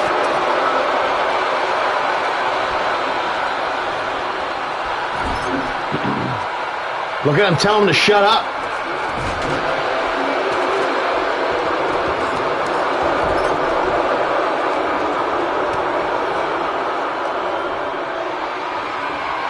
No eliminations as of yet. El Hamburguesa in the corner. Brooklyn Joker and Dragonheart Jr. have been... fucking A, Brandon. Damien, whatever. Fuck. Yeah, it's time for a smoke break. That'll clear my head. Smoke more weed. Yeah. Dragonheart Sr. in trouble. Going for the cover on Kevin here. 1, 2. Kevin kicks out at 2. Brooklyn Joker gonna bail out. Kurt Maple's got a ladder.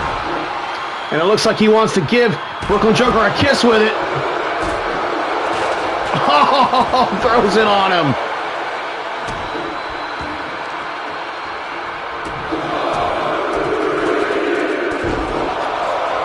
Fuck that ladder. Oh, no! Look what Kurt Maple has in store!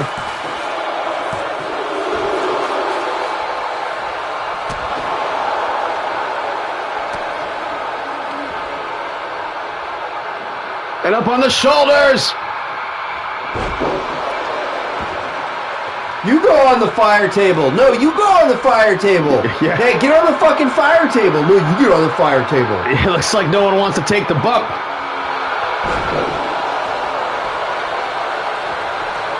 Plot twist, Darby Allin runs out and just jumps off of it. And El Hamburguesa kicks out at 2.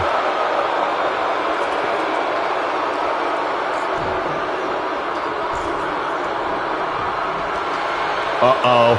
Oh, no. They are so close to the fire right now.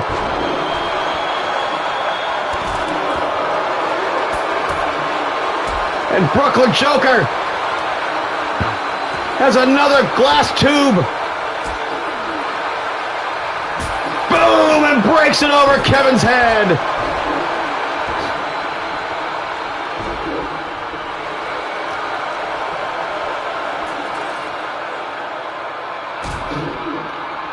There they go, double teaming El Hamburguesa.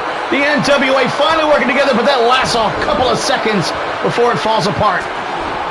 And a kick to the head. Goes to the cover. 1, 2. Kick out at 2. Press in the air. Look out. Oh, shit.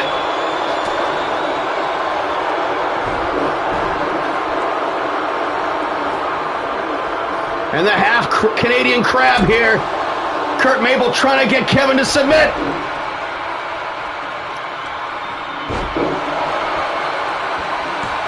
One count only.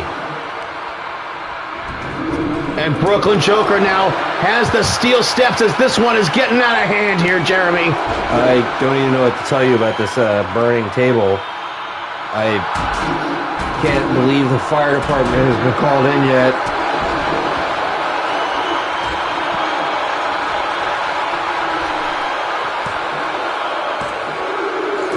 And El Hamburguesa is gone. Brooklyn Joker has the first elimination, and Kurt Mabel gets slammed to the floor. Doesn't really matter who got the first one. It's all about who gets the last one. There's a fire in your kitchen. It's a candle. Oh, and drops Dragonheart Jr. Fuck, Senior.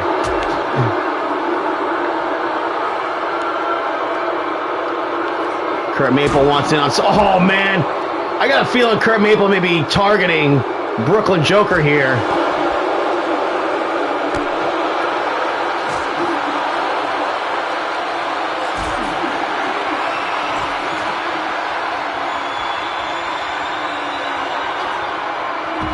And a power bomb on the railing. Kurt Maple is aggressive here.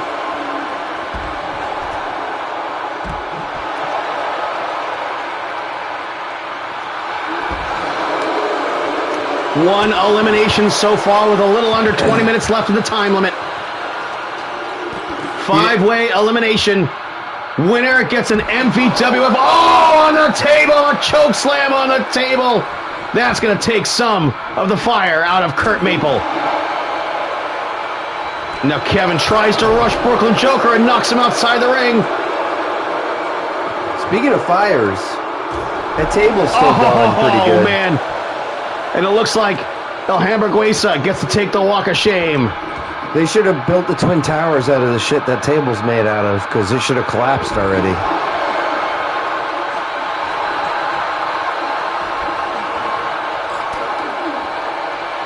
Seriously, you're gonna no-sell my fucking 9/11 joke?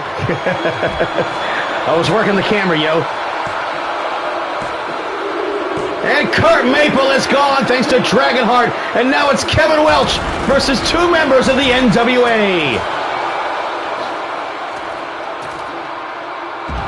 That's a big elimination.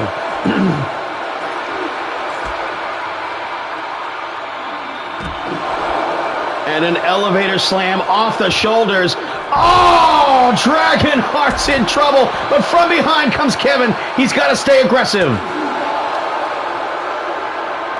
And how about a Uranagi slam? His head hit the floor real hard.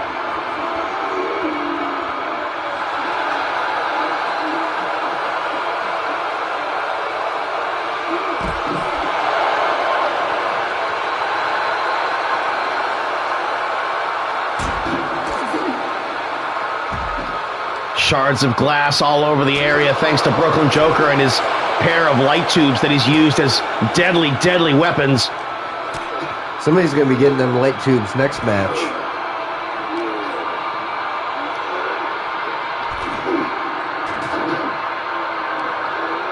Man, and Brooklyn Joker just loves snow plowing through Kevin, and a DDT on the edge of that table seam.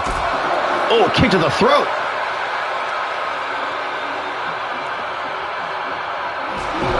Oh, double punch for Dragonheart. And Kurt Maple doing the walk of shame.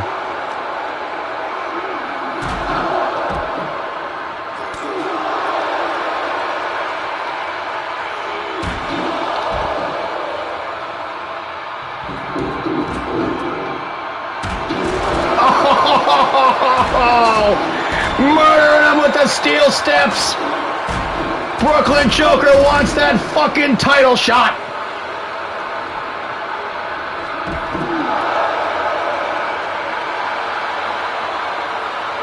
Look out from behind.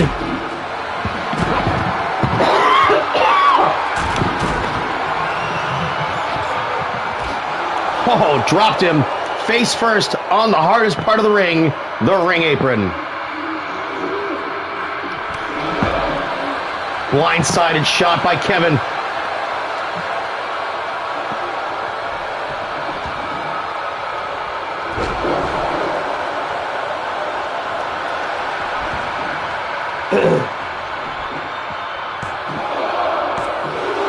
Dragonheart Sr. kicks out at 2. Oh, and Kevin put the fire out. He was like, fuck it, I'm not taking that bump.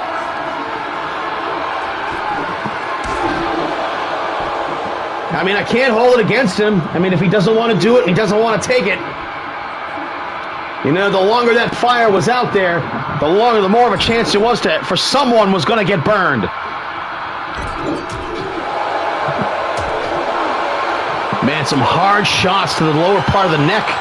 And now Kevin may be setting up for the top rope powerbomb. Bam! Got him! Covers him! That's gotta be a 1, 2, 3! Joker is gone! Just a huge powerbomb. Give it up for Kevin Welch. 2-on-1. He's got the elimination. And Dragonheart now trying to redeem the Dragon family. 1, 2, 3. Down now. Dragonheart Sr. has a shot at the MVWF Championship.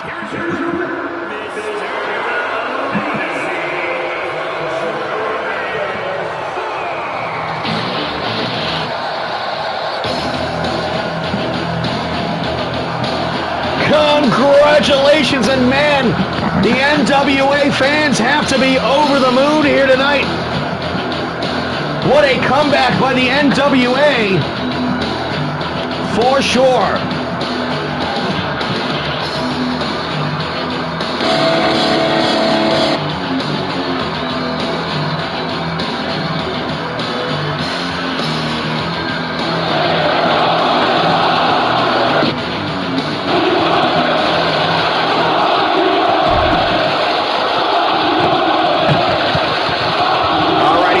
We are going to take a pause here, folks, for a smoke break before our double main event here tonight. Thank you for joining us. Thank you for your patience. We will be right back, and we'll be high as fuck. Probably.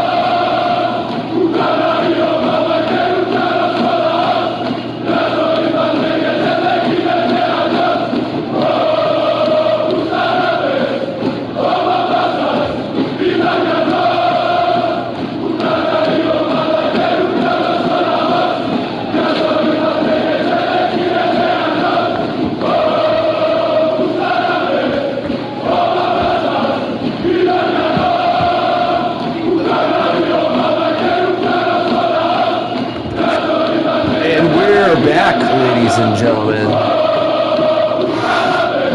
Last call, Jeremy Love checking in for the last time before my match. against Dennis.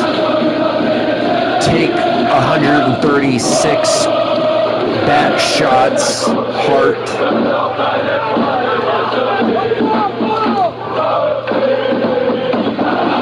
He's just a fraction of the man he used to be because I beat the shit out of him. Fuck that guy. Well, folks, I mean, it was definitely one of those events in the MVWF's history, similar to when Jesus Christ was murdered. I mean, so many of the where it deleted the entire game afterwards. I mean, it was one of those things that people are going to talk about years and years from now.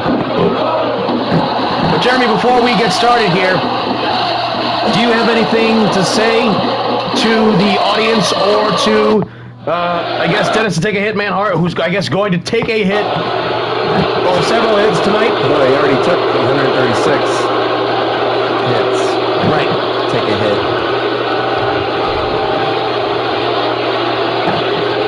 Putting him in an ambulance. Got my new outfit on. Ambulance deathmatch. I'll see you guys after this victory. Let's get it going here, folks. Fucking go.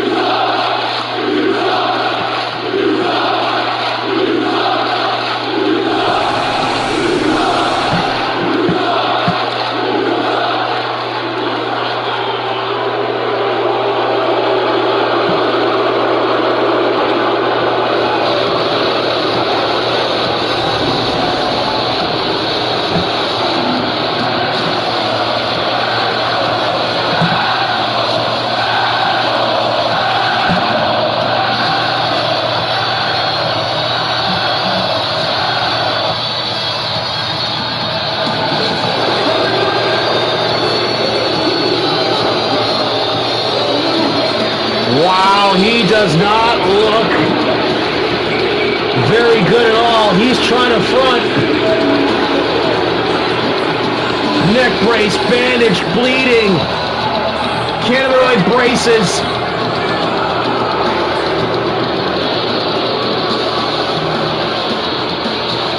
A new cannabinoid infusing mask after the other one was pummeled and destroyed by last call Jeremy Love.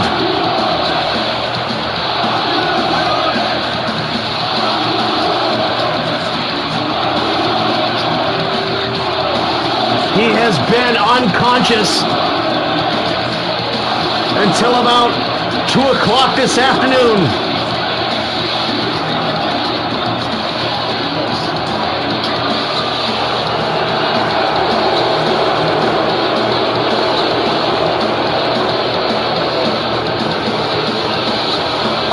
I'm at a loss here. I don't know if this is even a good idea, this ambulance death match.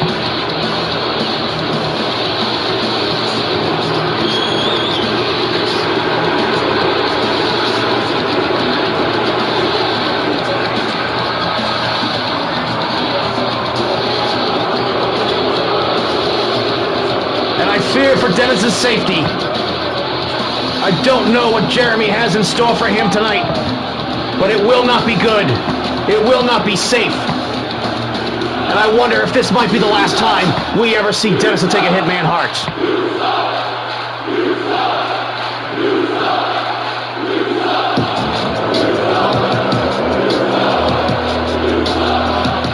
And the booze raining down.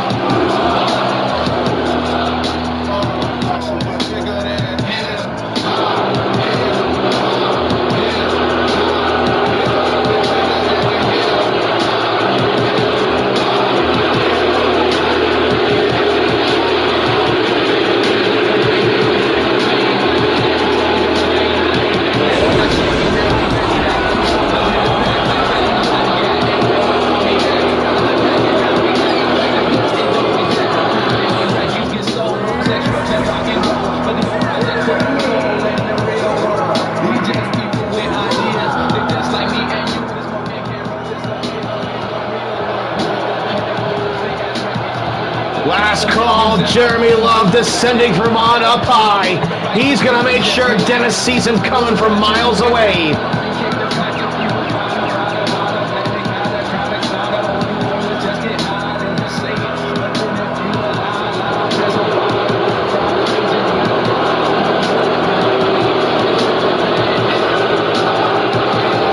He's got a new fit. He's proud of what he's done.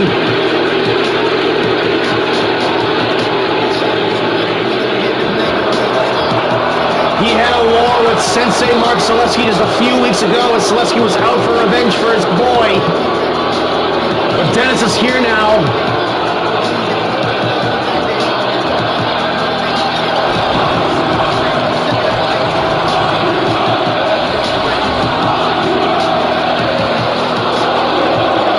Booze raining down on the man who performed one of the most dastardly evil deeds in the history of the MVWF. And look at him, full pretending to praying for forgiveness. Disgusting.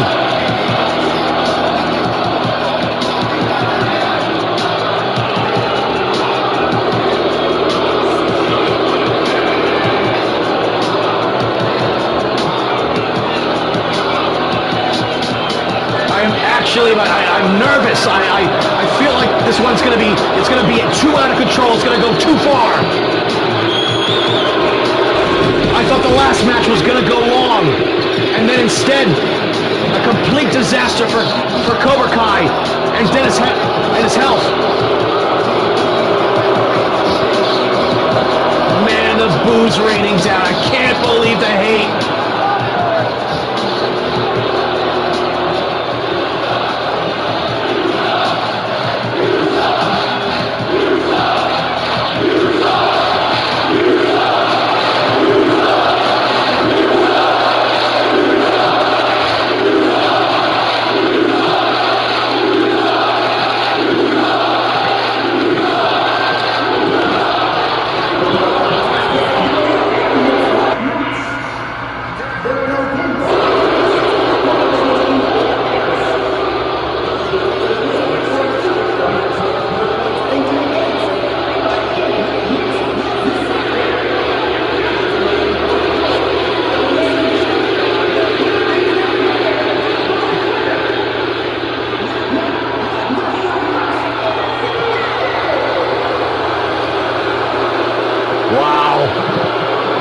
We've had one ambulance match before.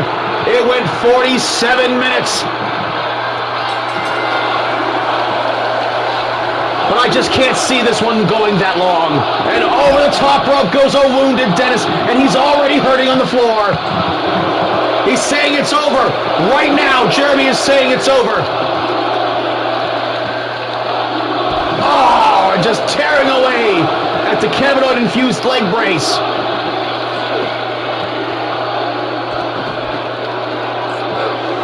Trying to break his neck. He's got a neck brace on, Jeremy. Oh, and a knee to the cannabinoid infusing mask.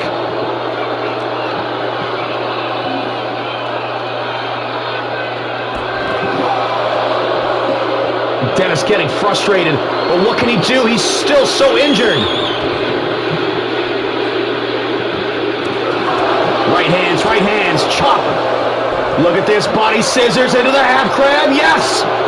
Jeremy's got him, but there's no submissions in this one.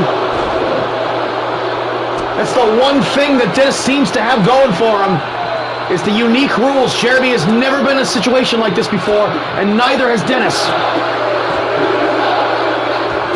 And Jeremy is opening the doors, and there's Dennis to meet him.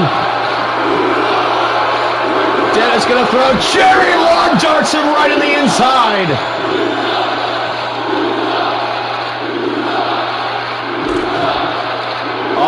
And did you see that Dennis made a mistake right there? He could have closed the doors, and he chose not to.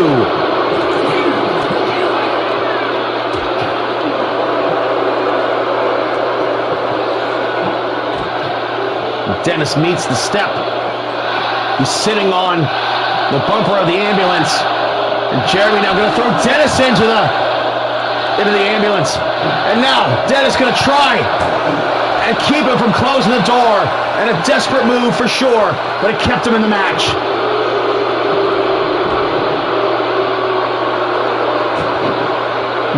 Oh, and Jeremy makes a huge mistake right there. And Dennis, he has no interest in putting Jeremy in this ambulance and trying to win this thing if it wasn't going to be quick like that. Now he's changed his mind. He wants to torture this man for torturing him.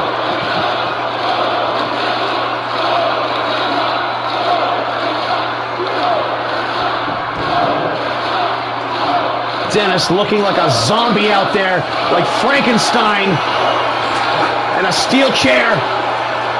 And Jeremy smart, just grab onto him and lock him down.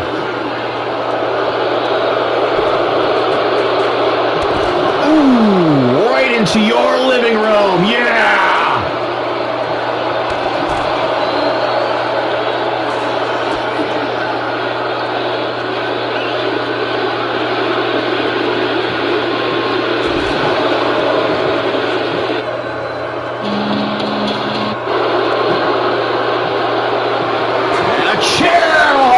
The beatings begin, and the crowd booing him mercilessly. Oh, and they just dive at each other.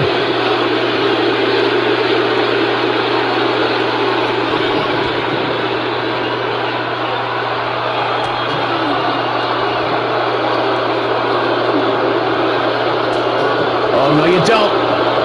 Nice escape. Two former MVWF World Champions battling it out here. They didn't fought over the MVWF Championship a couple of times, but back then things were different. Dennis was the dominant champion, and Jeremy was the scrappy underdog submission division wrestler.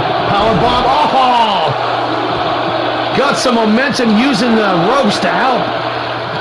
Shit, Dennis needs all the help he can get, and maybe Dennis has decided, fuck this, let's get this match out of here. Now chasing after him. Wants another weapon. He's got a light tube. Oh, look out.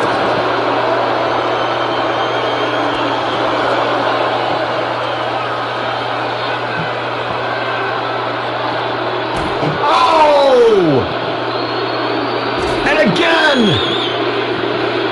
And again, 3 power bombs in a row. Dennis absolutely brutal out there, the King Kong style, but you can see he doesn't have a lot of the same spark he used to have, and man, he just ate shit going into the steps right there.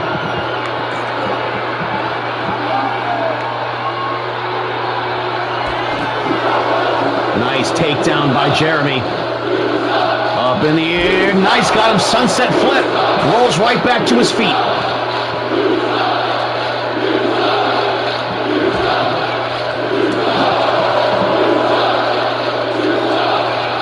For a little while now, neither man paying any mind to the ambulance, which is the crux of the match here. And I think that just might be the fact that heat on this thing is boiling over between these two. I don't think they're interested in finishing this match. They want to hurt each other. Uh-oh. Oh! Oh! And in, oh my God! Dennis! Absolutely brutal here out for revenge! DDT on the floor.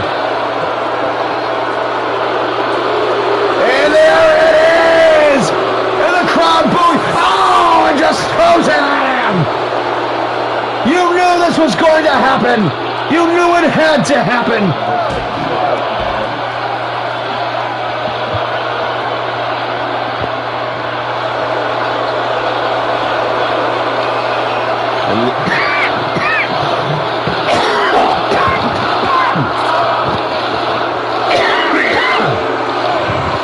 Sorry, folks.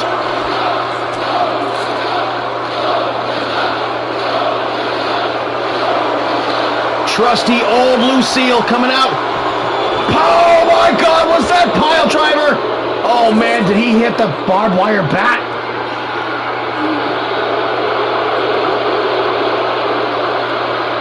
Just gonna try and tear his head off his neck.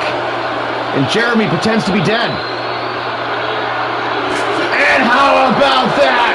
A little bit of payback. And look at Dennis getting emotional out there. And who can blame him?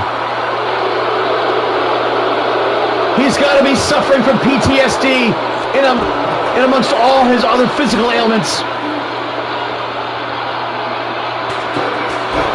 Oh, man, absolutely precise. Jeremy eats shit into the steps.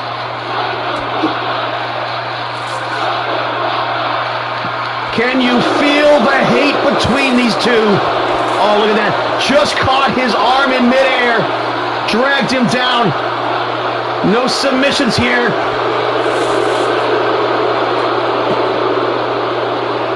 Just torture.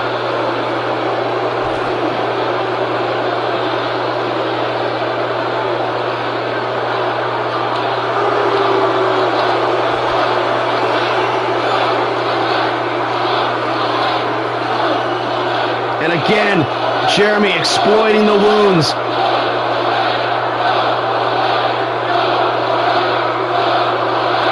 Torturing the man, wearing him down.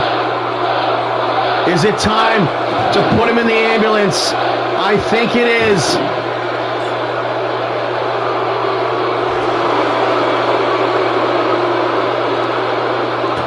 And again, Dennis dives into position to block the first half of the doors being closed. Oh, and dinged him off the head with the door. And now it's Jeremy's turn to get thrown into his last ride.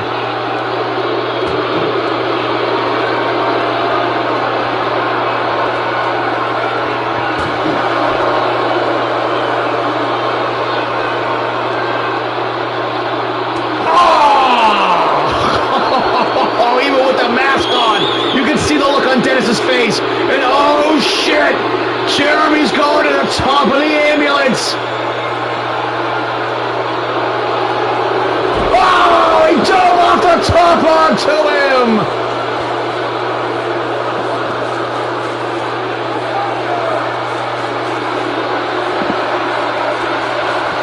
And then another steel chair, and oh, a sweep of the leg perhaps. And some weak kicks from Dennis here. Some taunting kicks at that. Oh, man, you like hurting people, bitch? Oh. Jeremy just shaking it off. You can see the emotions between these two.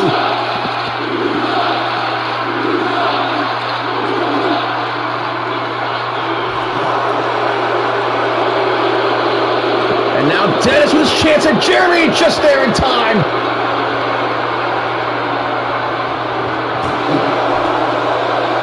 And a good save, and Jeremy's bleeding. Dennis is bleeding. And you knew that was going to happen. Gives him the love tap. And he's thinking another trip to the top of the ambulance.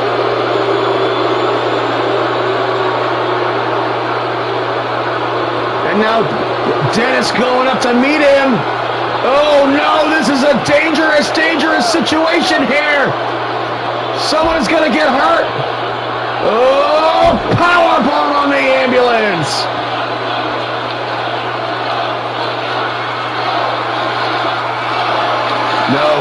No, Dennis, no! No! Oh my God! outside, and Dennis to the top and pays revenge. Somebody stop this. And an end zone, Selesky style. Oh no, a sledgehammer. Oh, I'm gonna try and murder him here. Oh man, to the guts. And again, and again, and again. Dennis taking revenge. Oh my God. This is insane. He wants to tear his intestines out. And now it's time for a tombstone pile driver. Oh, but Dennis is too hurt to follow up. Both men are down.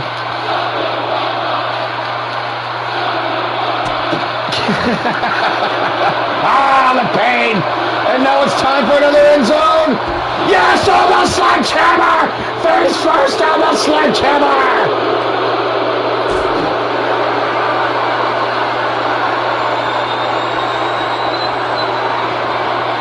And power blows him into the ambulance. That's gotta be it. No.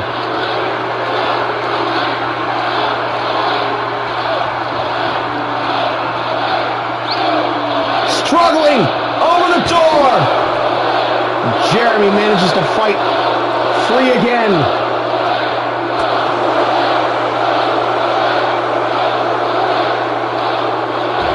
Oh, STO.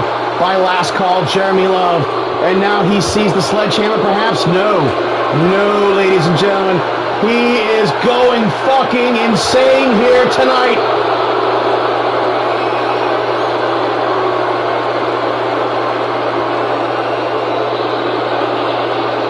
This is my yard now.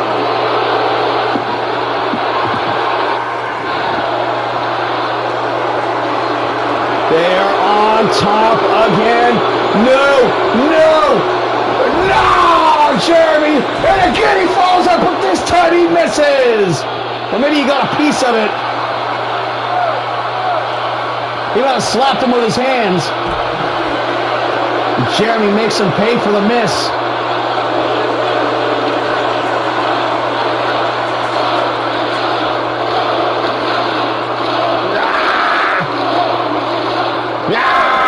Get up!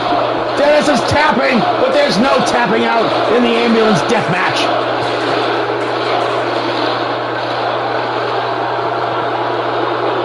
The amount of injuries that Dennis is carrying going into this match have to be insurmountable. And here comes the glass tube! Oh no!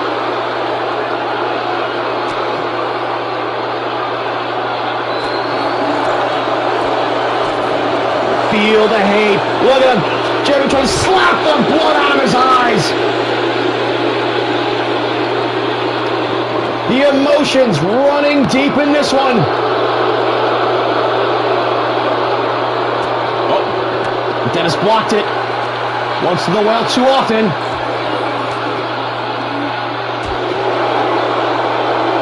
And if Dennis lost this match, who could blame him?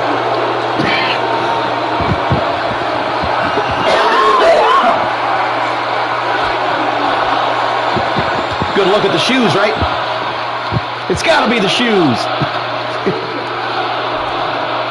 And Jeremy doesn't quite make it.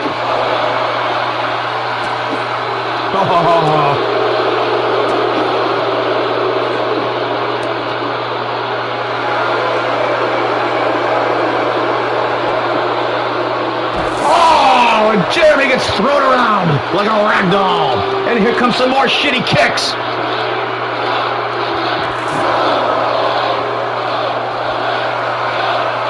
And Dennis trying to shake off the pain here, trying to stretch it out.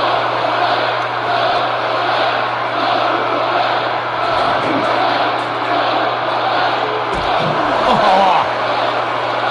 Dennis starting to really follow up with his shots now, and here comes another end zone. Oh, into the edge of the ring.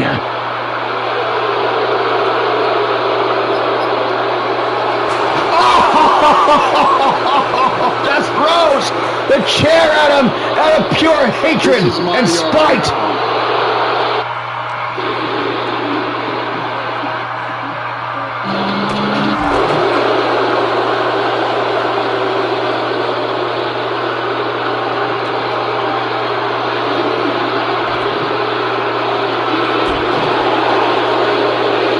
Dennis trying to assert himself in spite of all of his injuries. Jeremy suffering on the mat, on the floor. Oh, man, it just murdered him. Him and both of them got murdered with that power bomb.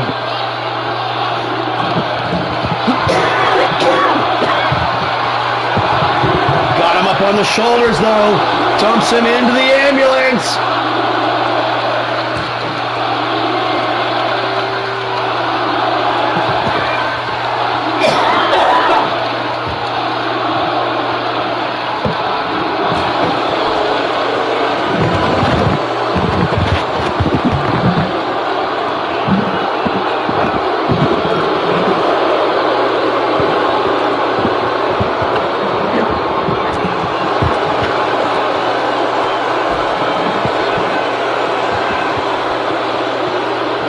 This has gone longer and more violent than I would have expected.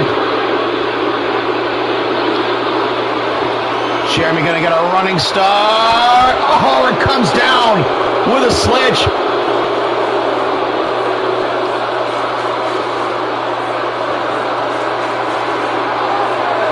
Another barbed wire baseball bat. Dennis, wake up! Oh, to the broken arm. Look at him. Oh, my arm is in so much pain.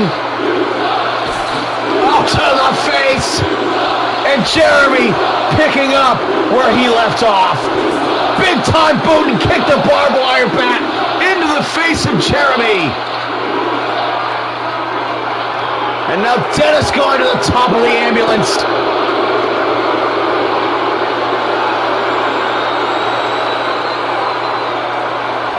Yeah, that didn't take long.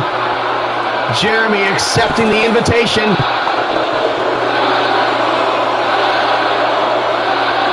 And on top of the ambulance. Dennis can't tap out.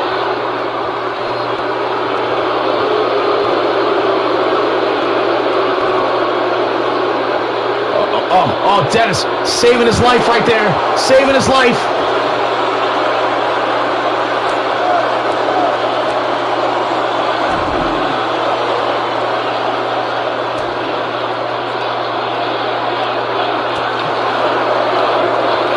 God, what a dangerous situation. Lives are at stake here. Oh, STO on the metal, on the exterior of that ambulance.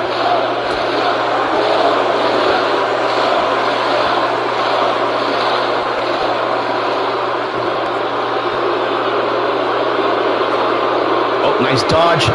No. Oh, Jeremy just saved his own life right there with the half Nelson suplex. Back into the water pump, and Dennis screaming for his life.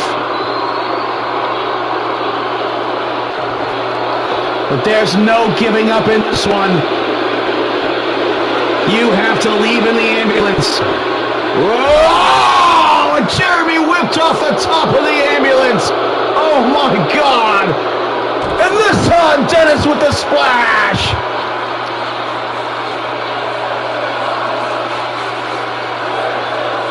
And the crowd loves the violence. And here comes revenge.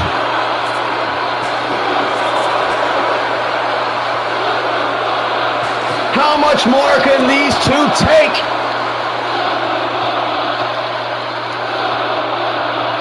And Dennis is calling his shot.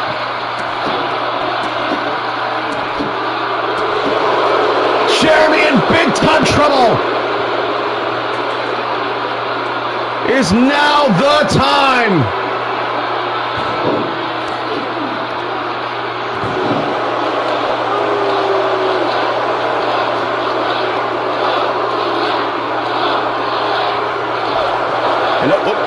Dennis is now inside the ambulance.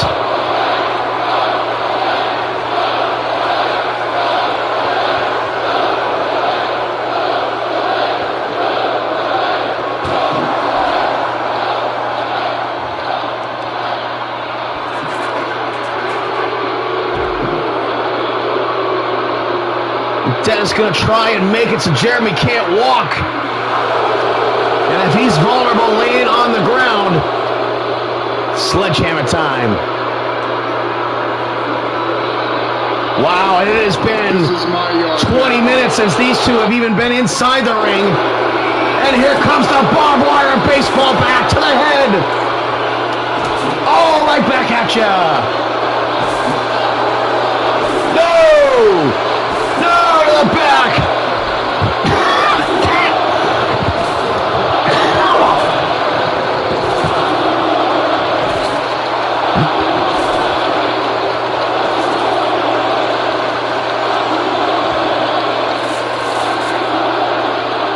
In one of the most violent matches I've ever seen,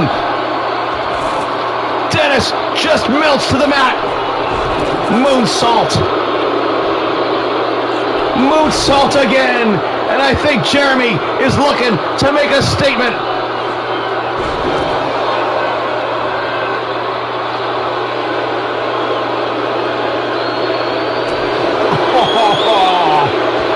Speaking of making a statement,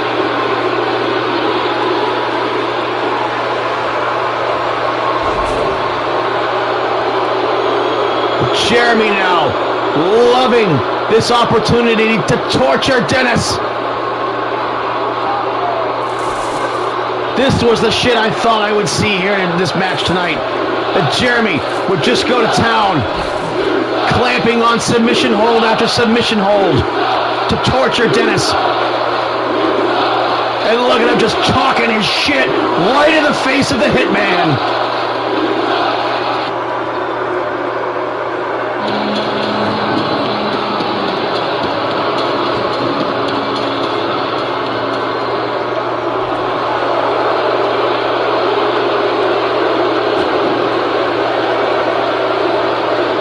Dennis, look, he's shuddering. You can see he's weakened. He doesn't have the strength he really needs to withhold. Oh, but he does. Maybe the size may have saved him there.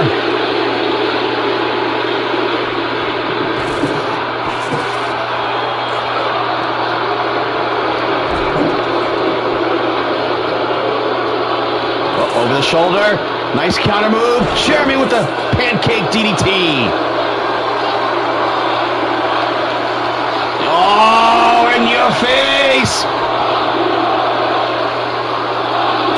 Oh, nobody home! And plows right through him, and that's all Dennis had.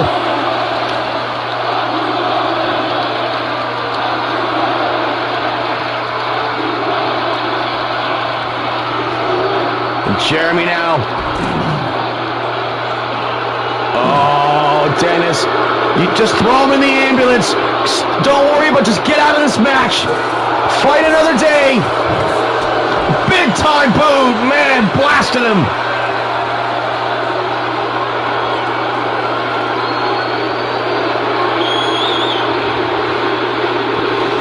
And a tombstone pile driver.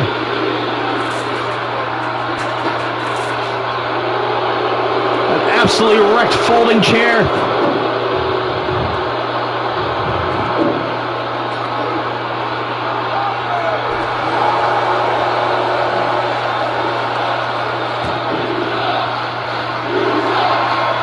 Again, Jeremy looking weakened, being inside the ambulance. Ooh. And again, no conclusion here. These are very difficult matches to win.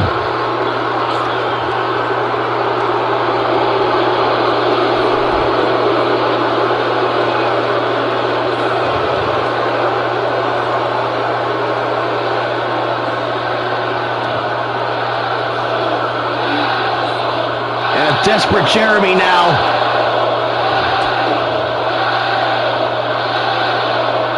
What's he got in store for him? He looks like he got an idea. Low drop kick, trying to damage this new cannabinoid infusing mask.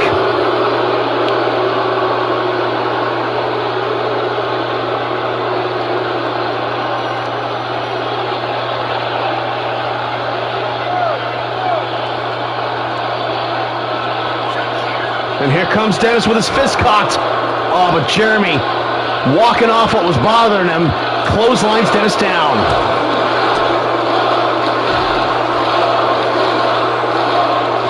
And man, Dennis out there suffering tonight.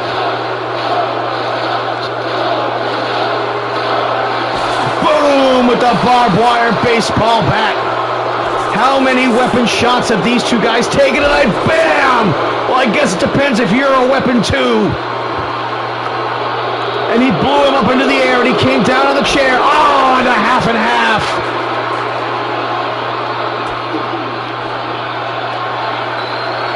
End zone. Oh, into the steps.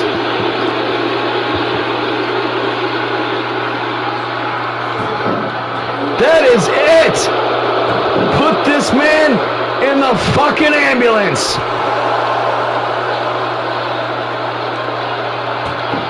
But again, the resiliency of the two-time former world heavyweight champion, last call, Jeremy Love.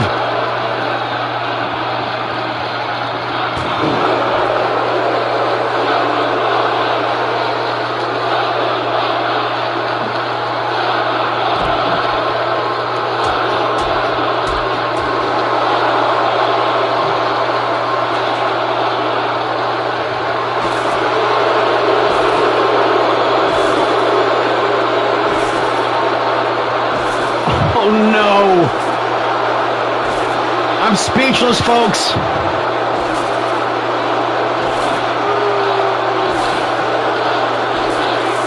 This might be the beginning of the end, but Dennis, give it to him. I guess the added cannabinoid infusing whatever, leg braces, helmets, arm braces. He's probably got cannabinoids coming in through with those arches of his feet.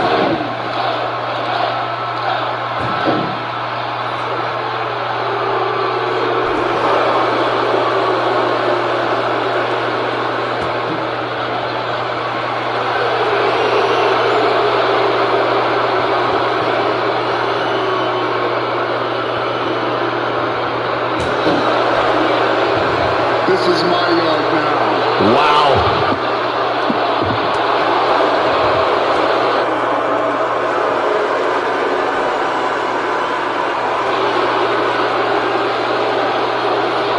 And blood pouring out of Dennis's head, creating a puddle of it on the ground. Several puddles, in fact. Man, he is gushing bad here. This is not good. Dennis being forced to bleed his own blood.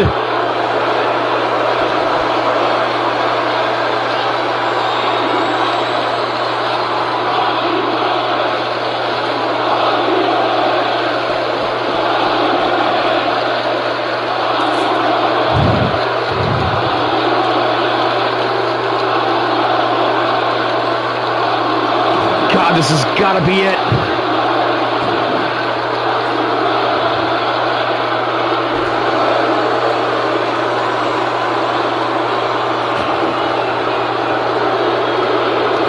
Jeremy doesn't seem to have a lot behind it. He is beaten down and weakened for sure.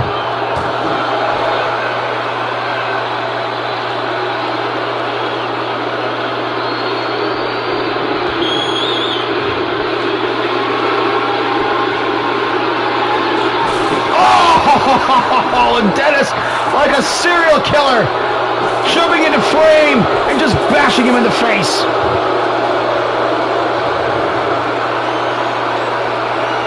Whoa, over the top.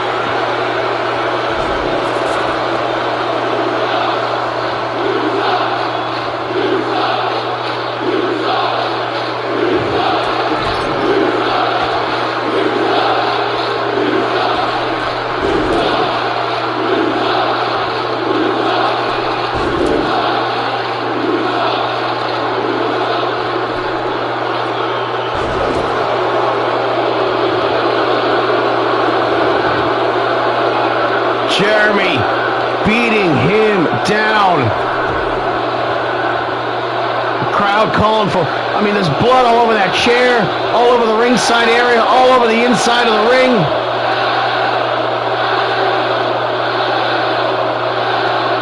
Jeremy decides better of going to look for another weapon. Dennis getting frustrated, trying to pull it together.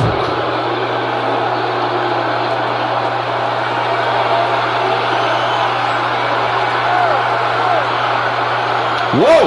Oh, nice counter move.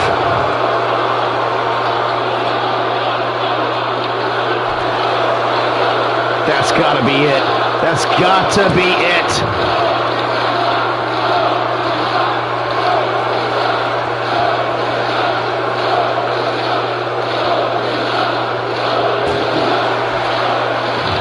And Dennis survives again.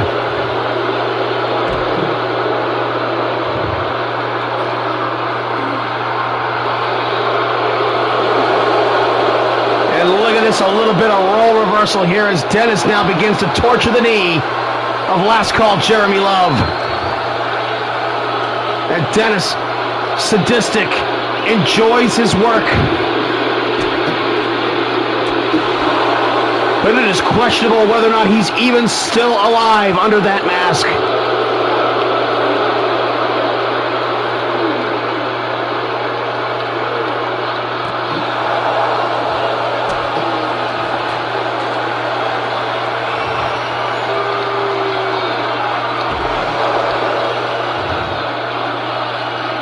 Look at this spectacle, ladies and gentlemen. Dennis now, perhaps, dumps him into the ambulance. Is this his chance to finally end this thing?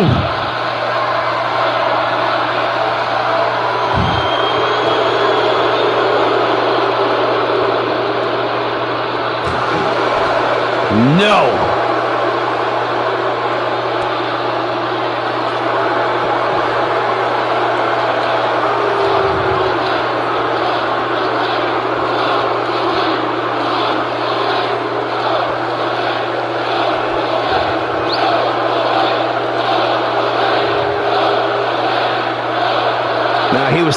He keeps changing his mind about going over there. And he says, Dennis, you're fucking done. Did you hear me? You're fucking done.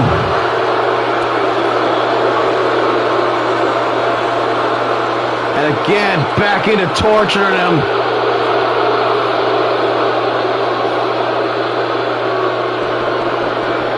And a cold, like, shark-like look in the face of Jeremy Love.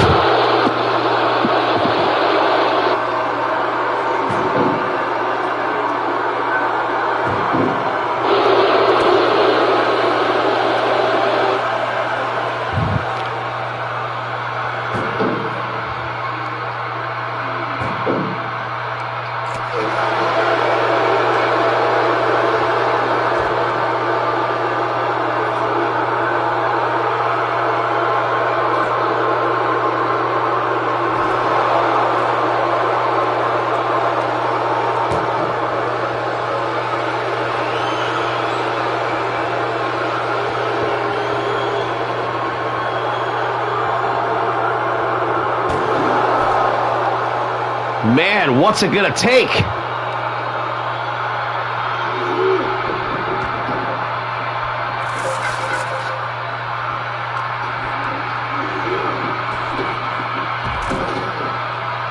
Throws him over the top rope. Dennis stalking his prey. And on occasion in this match, these two guys have had mixed feelings about ending this match. And I think Dennis is now thinking he wants to torture Jeremy with the instrument of torture. Oh, whiffed, missed. Oh, rake of the eyes.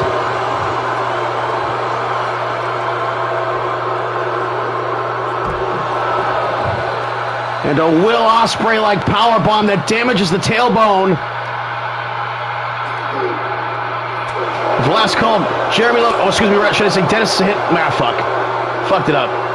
Putting me on Botchamania.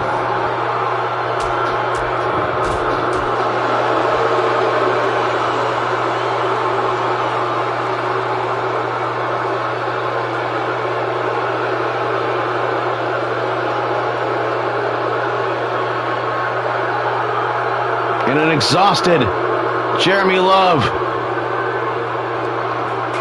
Boom! And there's Dennis out of nowhere.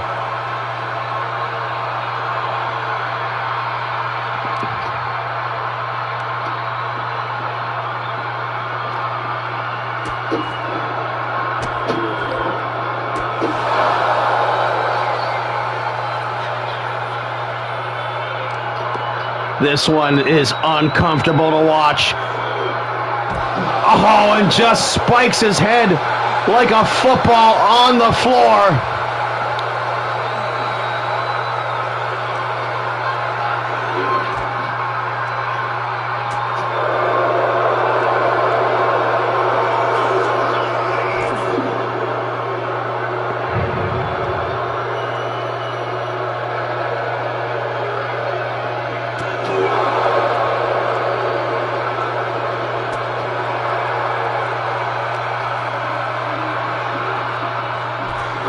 Ooh.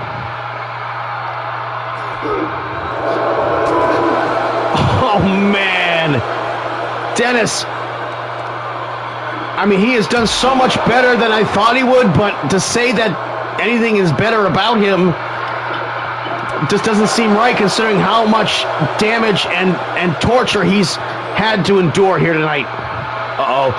Half and half suplex. And there's been about 4 or 5 of those tonight.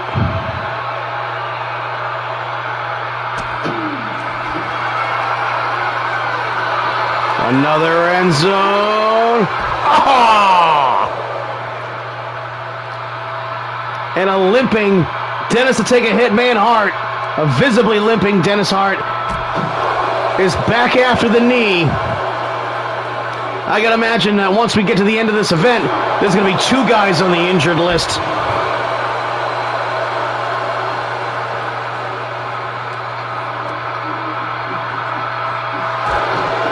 Oh, thrown into the ring barrier.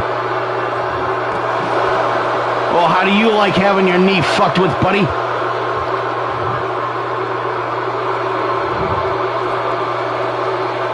And Jeremy has never missed a chance to taunt the crowd here tonight.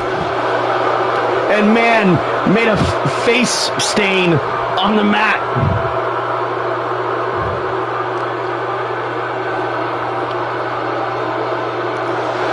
And again, pulling at the broken arm that's only being operated by the cannabinoid infuser. Look, he turned something on right there to try and feed the arm with the cannabinoids. Oh, look at this. Dennis going to sleep now.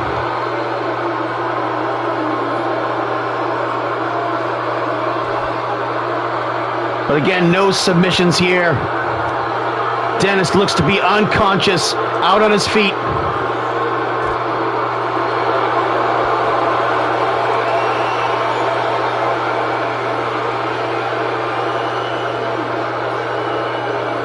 Oh.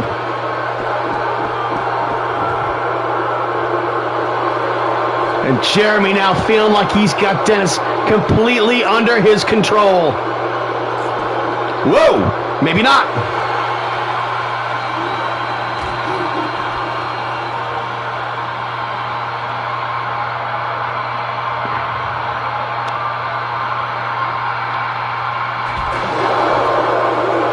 And Dennis a little unsure of what to do with himself at this point. And Jeremy exploited it.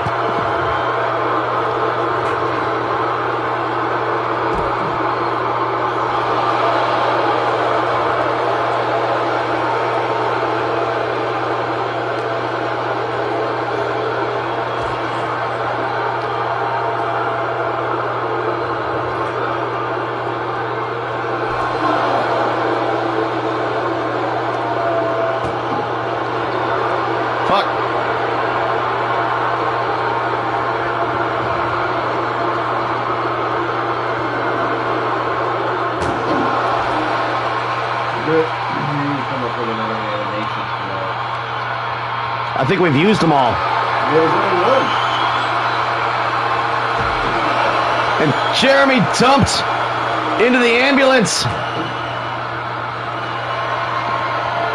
Dennis, what does he have left? Can he make this happen for once?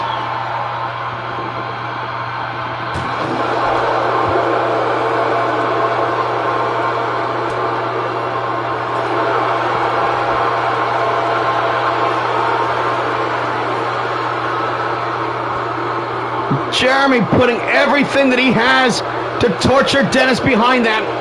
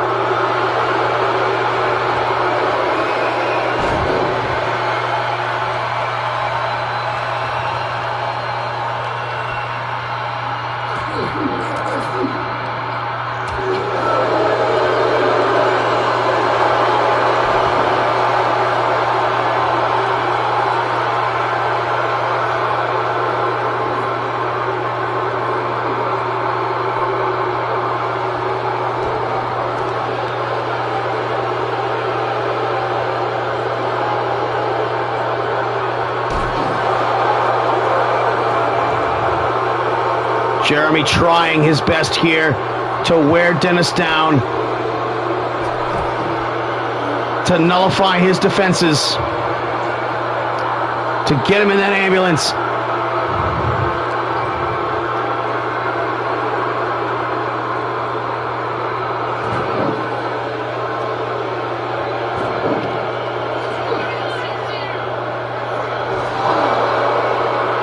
And he throws him the fuck in there.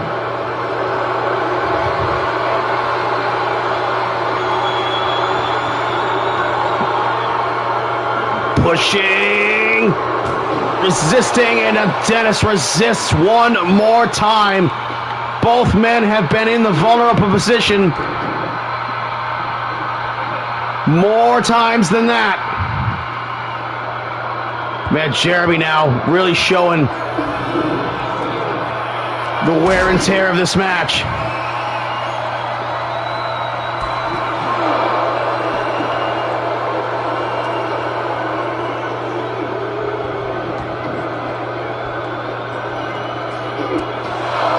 Big time clubbing blow.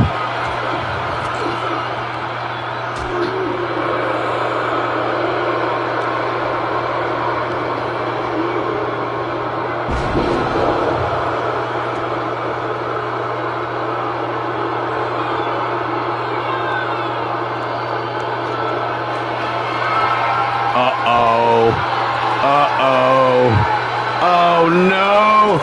Oh, and Dennis got out of the way! Whoa! There he goes! And now he wants the barbed wire baseball bat as well. And here they come!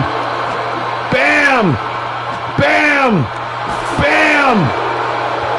Bam! Oh, he took it away! Ooh, and just scraped the barbed wires. The barbs on the midsection.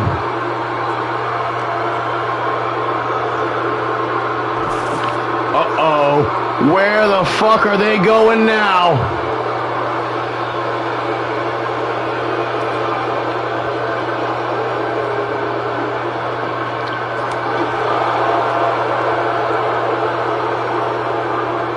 Punk.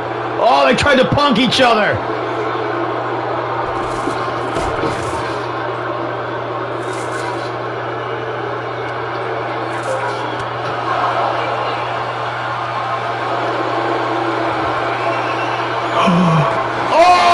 Tombstone on the chair!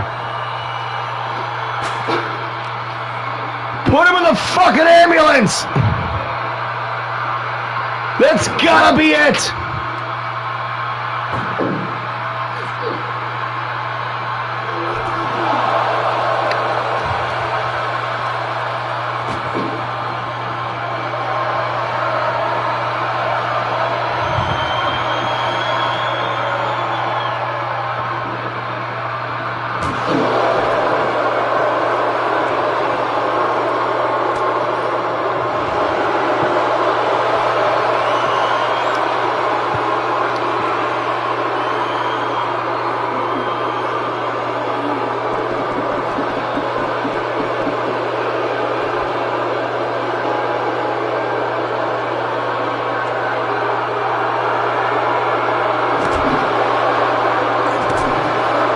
And here's a little payback.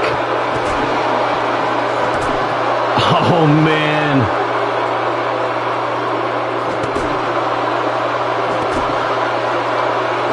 Oh.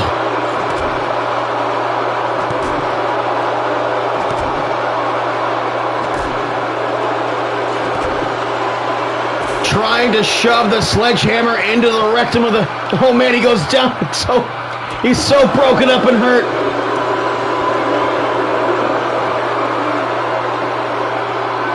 And the rear naked choke.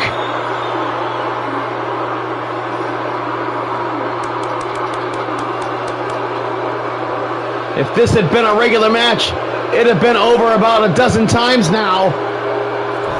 Oh, the fire! Oh my God!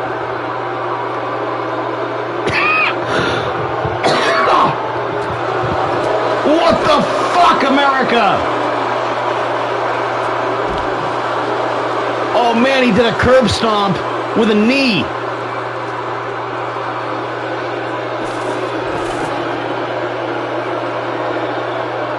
Dennis is burnt.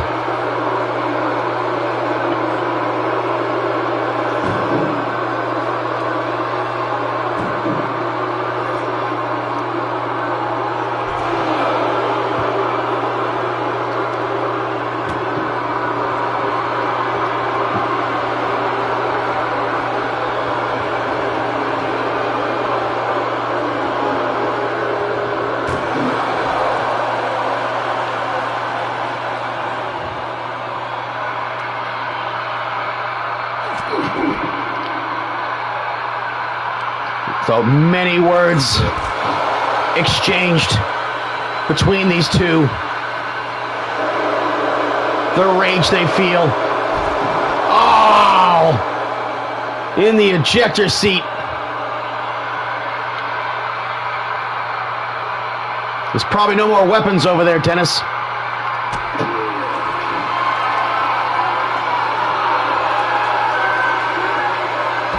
Oh, man. He's got to end zone the last bit of life out of him to get him in that fucking ambulance. Lawn dart, baby. Put him away.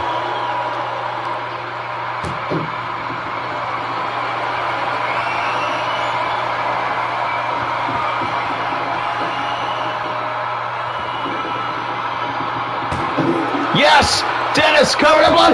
No! Oh, he's got this. He's got the other one.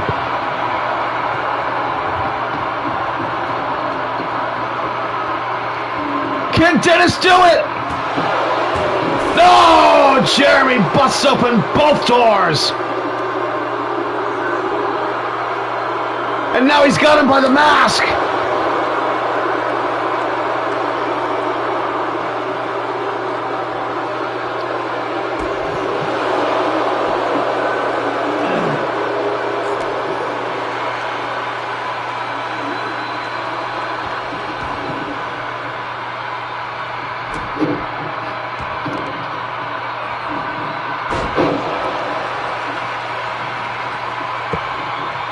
We are inching closer, ever so much closer.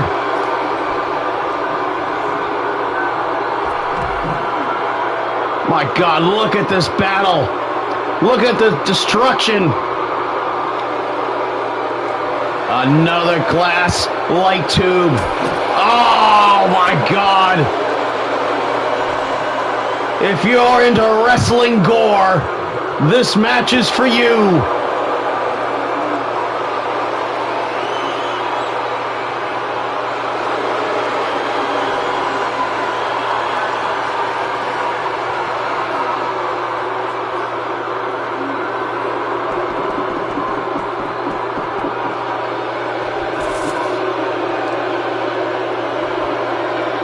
Jeremy trying to wear him down. Blood is everywhere. Jeremy looking at he was tapping at his watch. Might be coming up on the time limit here.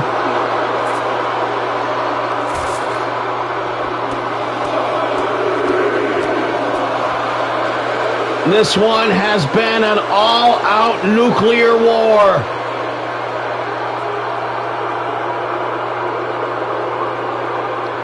Jeremy needs a minute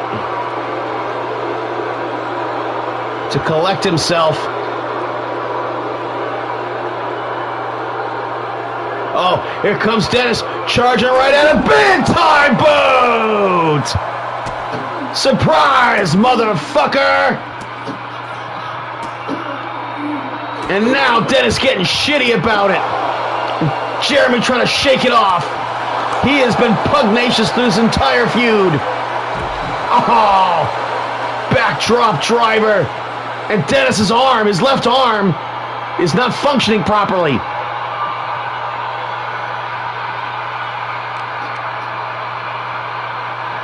And now he's going to make him pay for fucking up his arm.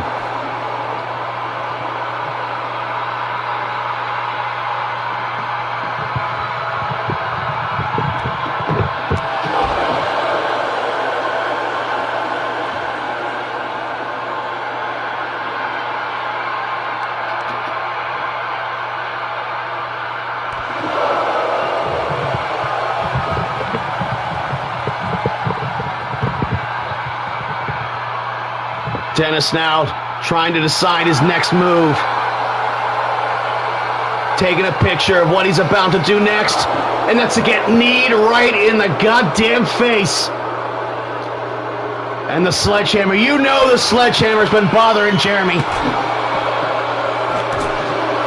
When Dennis tried to use it to enact revenge.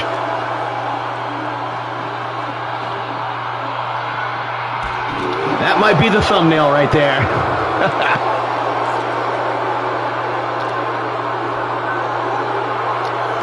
Oh, powerbomb again on the floor.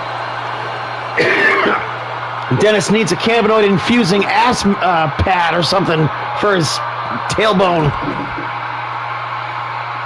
And look at him, Fujiwara armbar. Yes, you see, now the broken arm of Dennis coming to the forefront.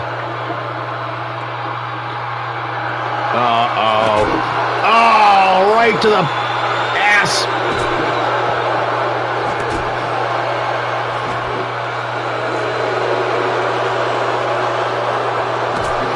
Ooh, that one might have been low. Not that it matters. Oh! Top floor, knee high. Was effective.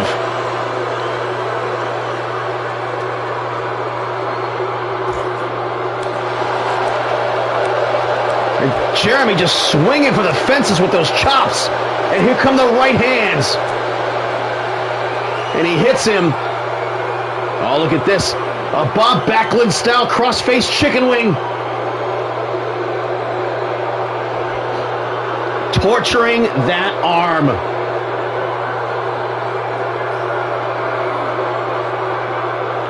You've got to know that Sensei Mark Selesky is backstage, biting his nails, worried for his compatriot.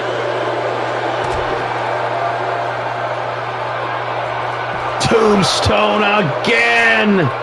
Tombstone again. Put him in the ambulance. Oh, again. The half and half. Could it be time? Oh, full impact on the crown of his head.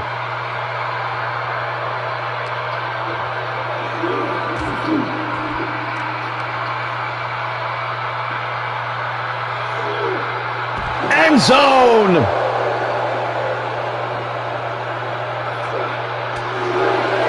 Toe to toe.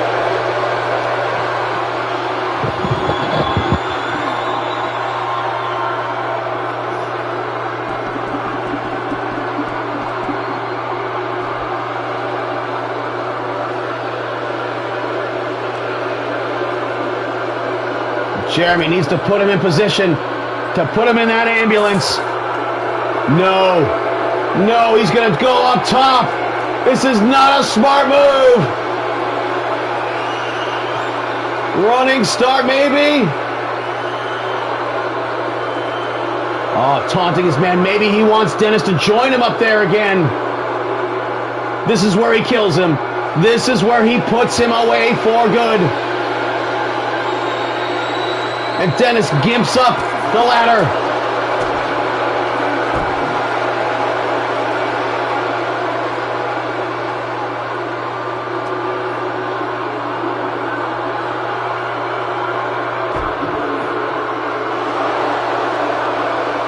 Just torturing Dennis here. The wounds just exacerbated. Blood all over him. New blood, old blood.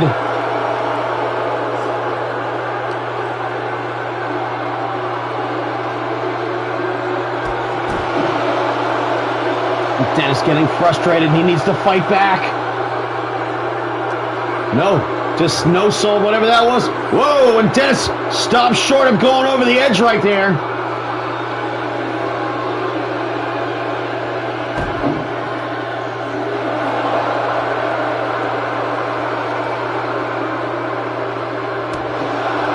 Oh.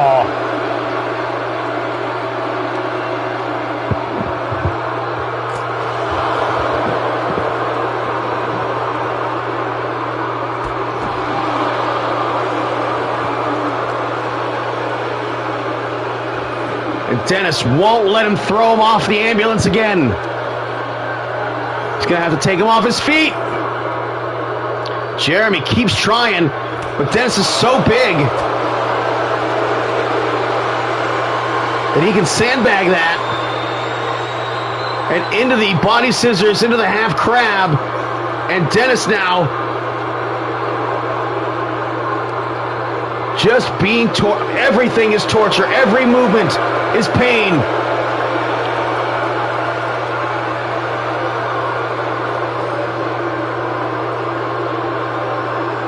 And just cranking on him while he talks all his shit to him in his ear.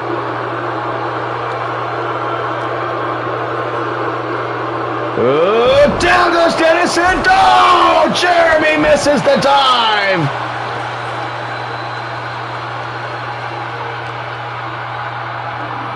And that might be the fatal mistake.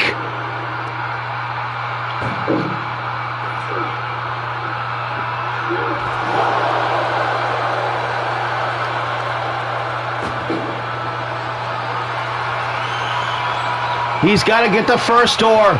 He got the first door last time. He got it again. Close it again. Yes, this is it. This is it, Jeremy. He's inside. He's inside. Close the door. Close the door, Hitman. In the limit of the day. No.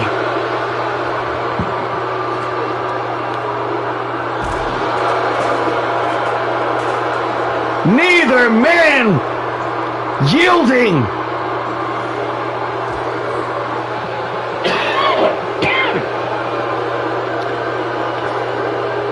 And Jeremy took the moment to talk some shit to him. And now if Jeremy gets the first door closed, this will be the first time he's gotten that far.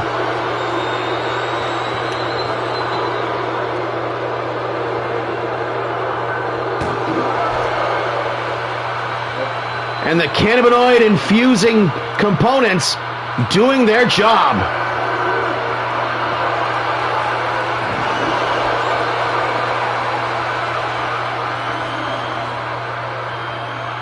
No, Dennis, don't. No, Dennis, don't. Look at him. Talking shit back to him, because that's what Jeremy did to him. And he meets him right at the top of the ladder. Throw him in the crowd. And another cross-faced chicken wing.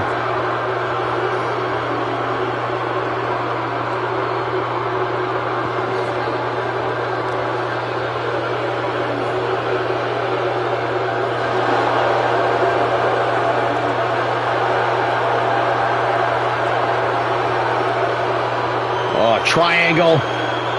Dennis now again tortured over and over again with a full menu of submission holds and chokes, cutting him off from the cannabinoids.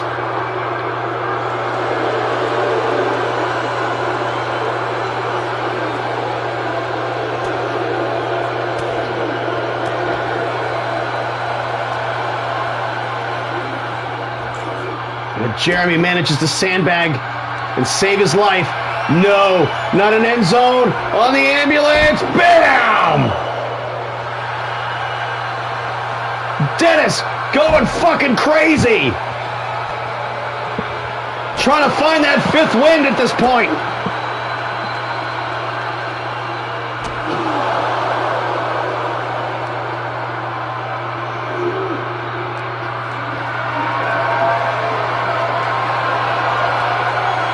Yeah, that way.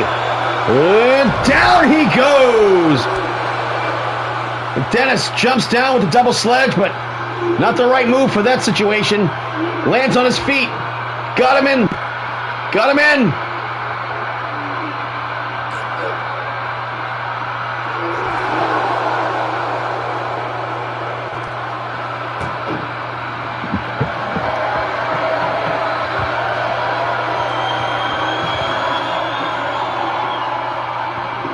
Jeremy trying to hold on. No! This time doesn't even get the first door open. Or closed, should I say. You know, the thing I meant.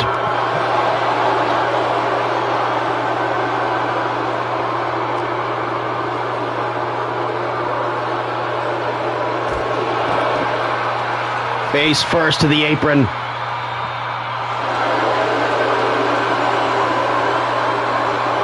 Dennis stops short of the steps. But with his back turned, face first on the floor of the ambulance.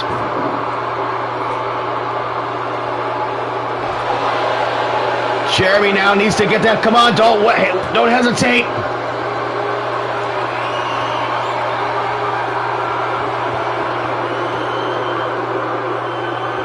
Dennis trying to push back, and he does.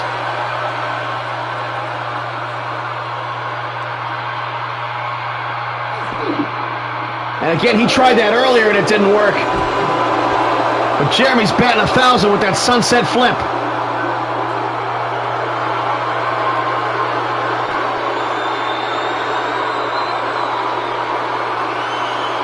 These guys going places no one has gone.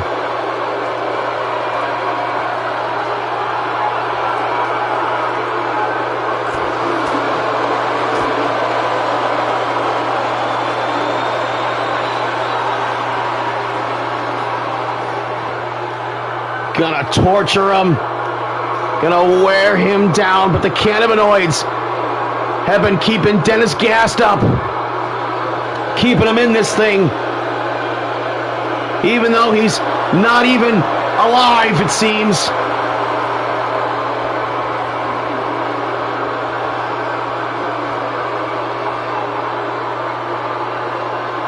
That's right, you tap.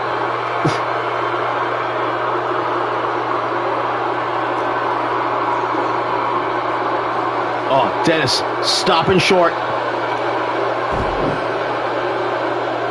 And Jeremy showing off his wrestling moves on top of the ambulance.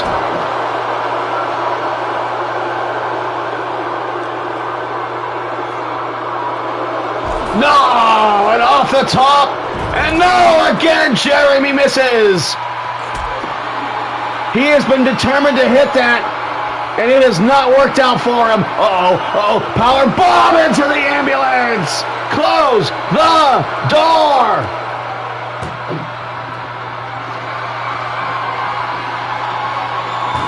Yes! And now, a third attempt at the second door.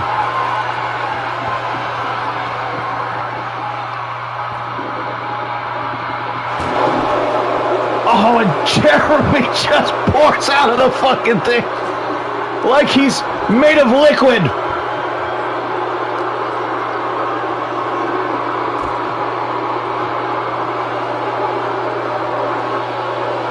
Don't talk shit to him now.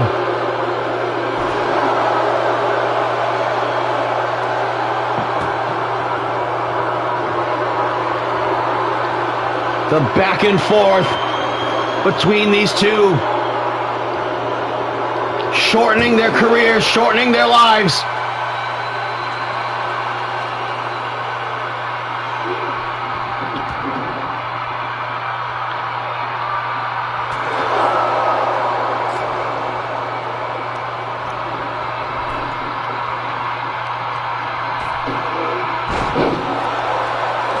Dennis might have time for one more rally. Jeremy dives outside the ring, as does Dennis. Cat and mouse here.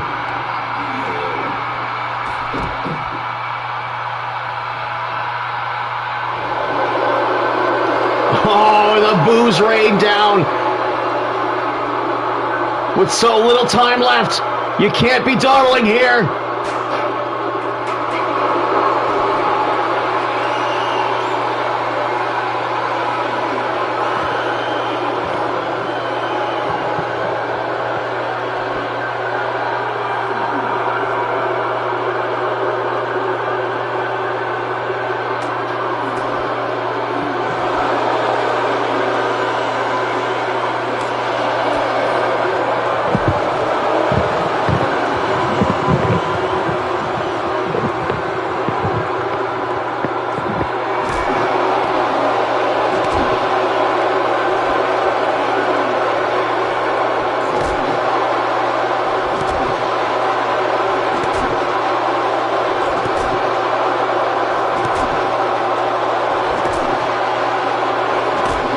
Jeremy back to work with a weapon.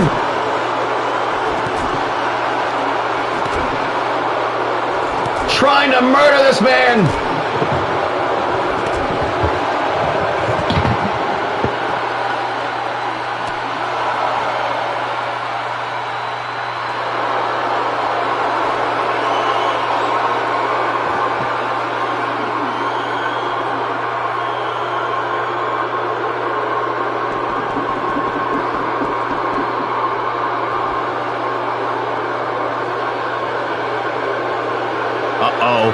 Sledgehammer time to the guts.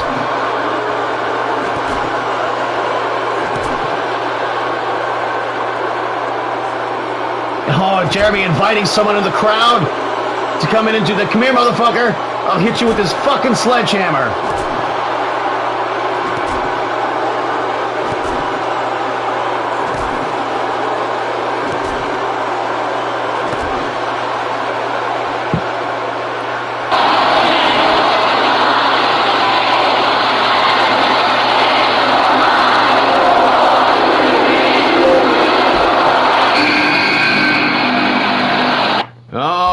Gone to a time limit draw, folks. It's how it's gonna have to be.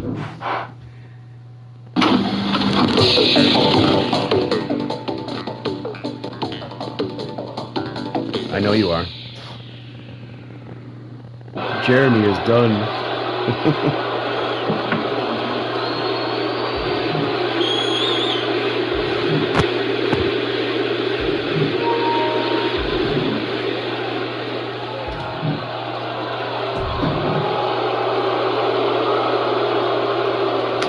World's Heavyweight Championship is on the line. And a disappointing draw, but man, Jeremy Love and Dennis the Take a Hitman Hart went to war.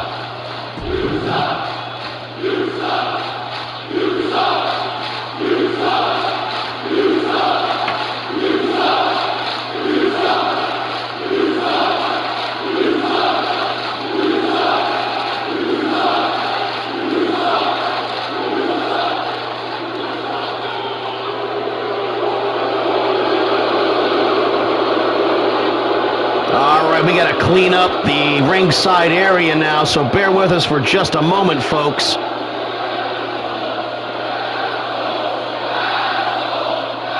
What an amazing match we just saw. What a war. How are these two going to follow that shit?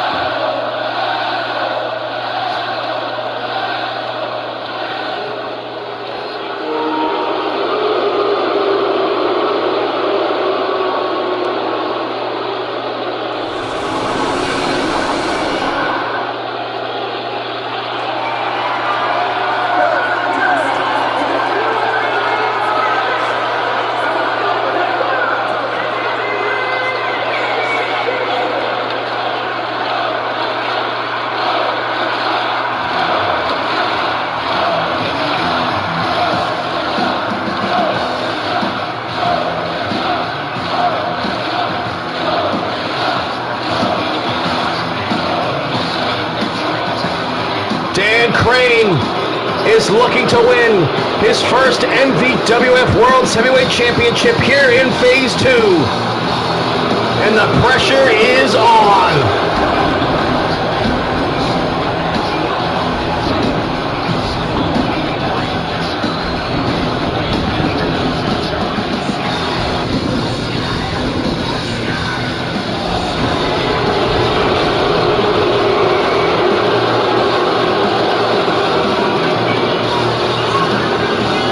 He wants to be World's Heavyweight Champion for sure.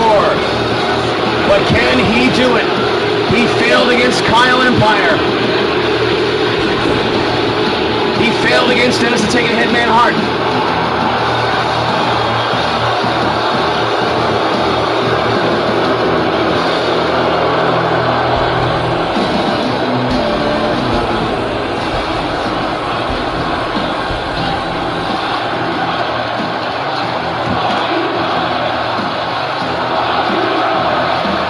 Two out of three falls, anything goes.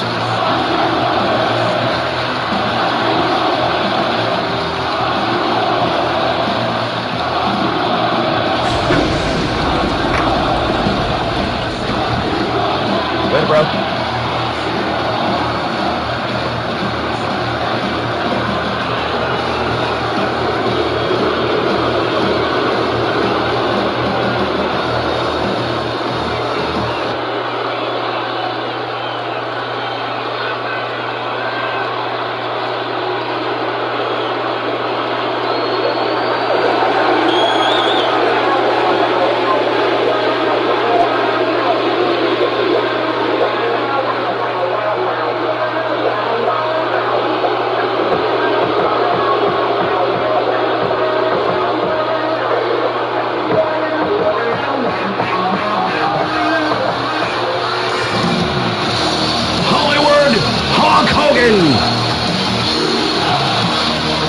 World's Heavyweight Champion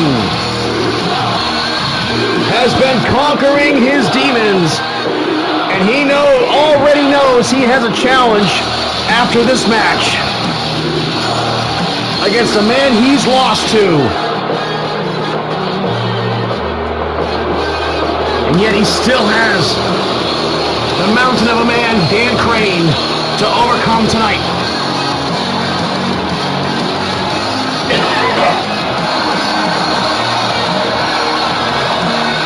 The 4-inch pythons, the man who says his swears and takes his Vicodins, is here to compete tonight at a top level.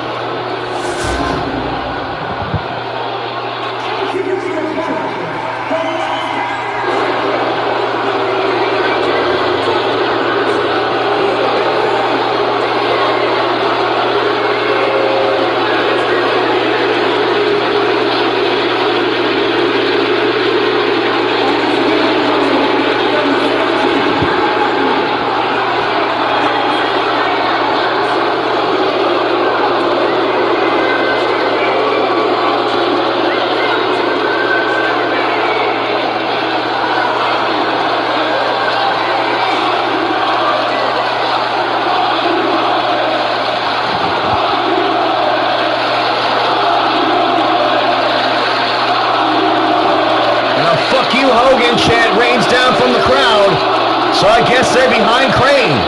And referee Skip Tracy, your official here for the championship match here tonight.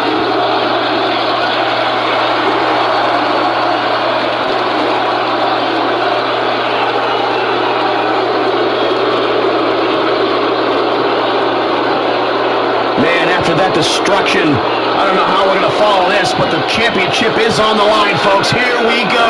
Half-hour time limit, 2 out of 3 falls. Street fight. Anything goes.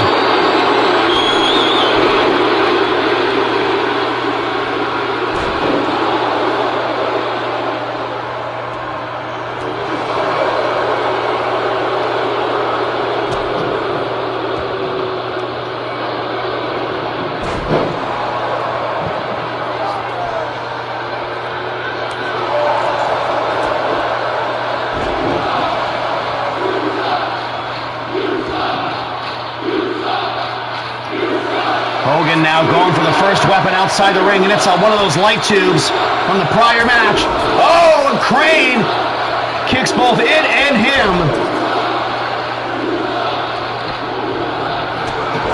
Another big-time boot puts it right through him.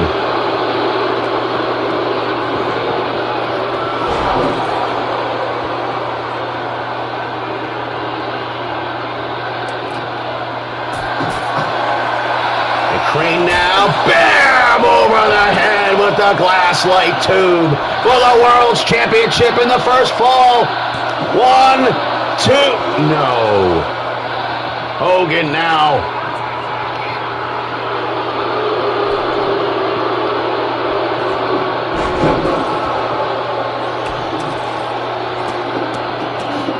Crane's confidence, injuries have been threatened over the last couple of years.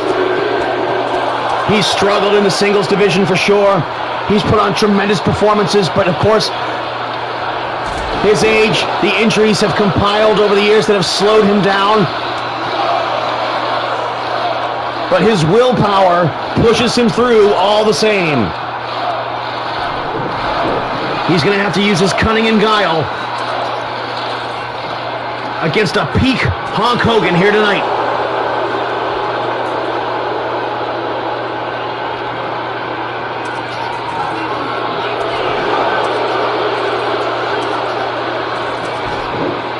And the Hulkster now clotheslines him with the wheelbarrow under the bottom rope.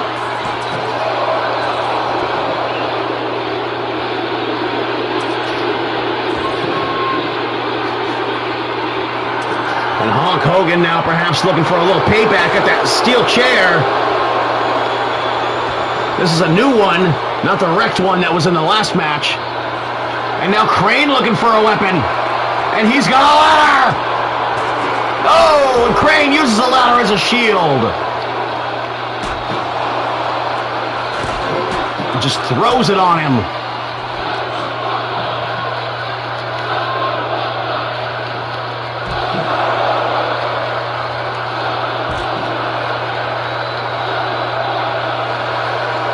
And look at the Hulkster trying to wrap the 4-inch pythons around for the bear hug. And that's just not going to happen. And the girth stops him in his tracks in a straight left punch. Elbow drop. What an epic event this has been for the MVWF. In spite of the glitches, this is not the right arena that we're supposed to be using. In spite of the fact that Dennis and Jeremy Love went to an hour-long time-limit draw. A rare occasion here in the MVWF, and a knee strike stops Crane in his tracks but doesn't knock him down. In a second attempt and a clothesline attempt, no effect. Oh, but man, it took 4 straight shots to knock Crane down. And now the barbed wire baseball bat, probably covered in blood and flesh of Jeremy Love. And Dennis to take a headman heart. Gross.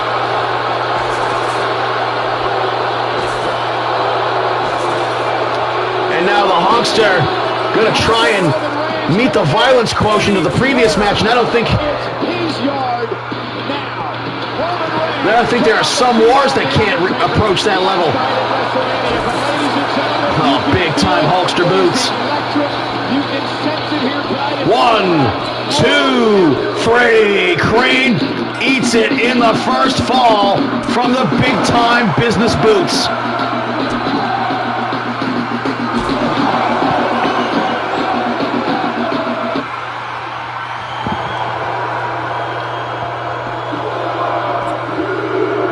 And it's over! Wow, Crane completely shits the bed.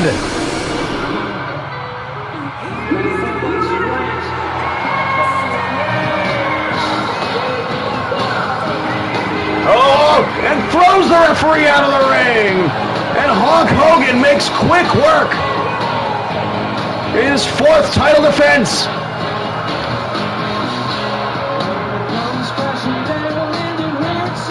He loves the MVWF Championship, and he'll die to defend it. And Crane, so disappointed outside the ring.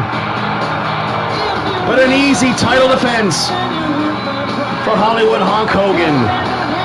But now Hulk Hogan sending a message to the Brooklyn Joker, who's next in line, the outsider from the NWA. Will the NWA win its second MVWF Championship? Man, of course, a controversial call earlier tonight. Excuse me, folks.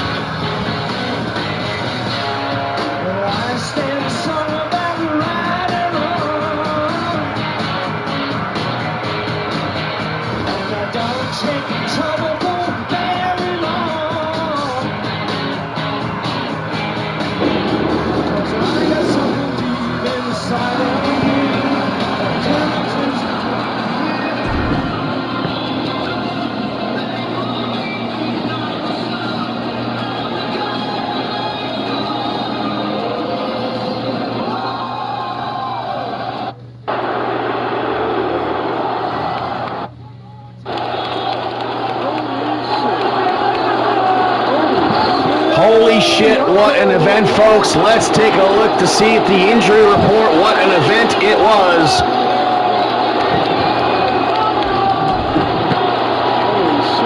That's right, the Asthmatic Assassin has won the MVWF Cruiserweight Championship in controversial fashion from Dragonheart Jr. Well, folks, no word on the injured list right now, but I'm sure we'll probably hear more about it in the future, as I can't imagine that Jeremy Love or Dennis the Take Hitman Hart have much left in the tank to go with. They may never wrestle again. And of course, the Battle Royal here tonight. This match won by Ito. Ron Awesome upset Ryan Doyle after taking the Humanure. Of course, the Asthmatic Assassin with his controversial decision over Dragonheart Jr. Selesky beat Too Cool Quito. No, that's right, Dragonheart. Oh my God. Man, Super Stoner. Dragonheart has the championship match. Man, I got that all wrong. And of course, there was a draw here, though we had to just pick one just to get by it or whatever. In the ambulance death match, I mean, both men are going to the hospital tonight for sure. They are injured and hurt for sure. But what a absolutely incredibly violent spectacle we saw here tonight. I've never seen anything like that before in my entire life, going to a 60-minute draw. And then, of course, a very disappointing Dan Crane gets us out of here nice and quick here at the end. Jeremy didn't have to leave early at all. Well, folks, I'm Damon Andrews. We will see you soon. Another unique event here from the MVWF. Thank you for joining us. Good night.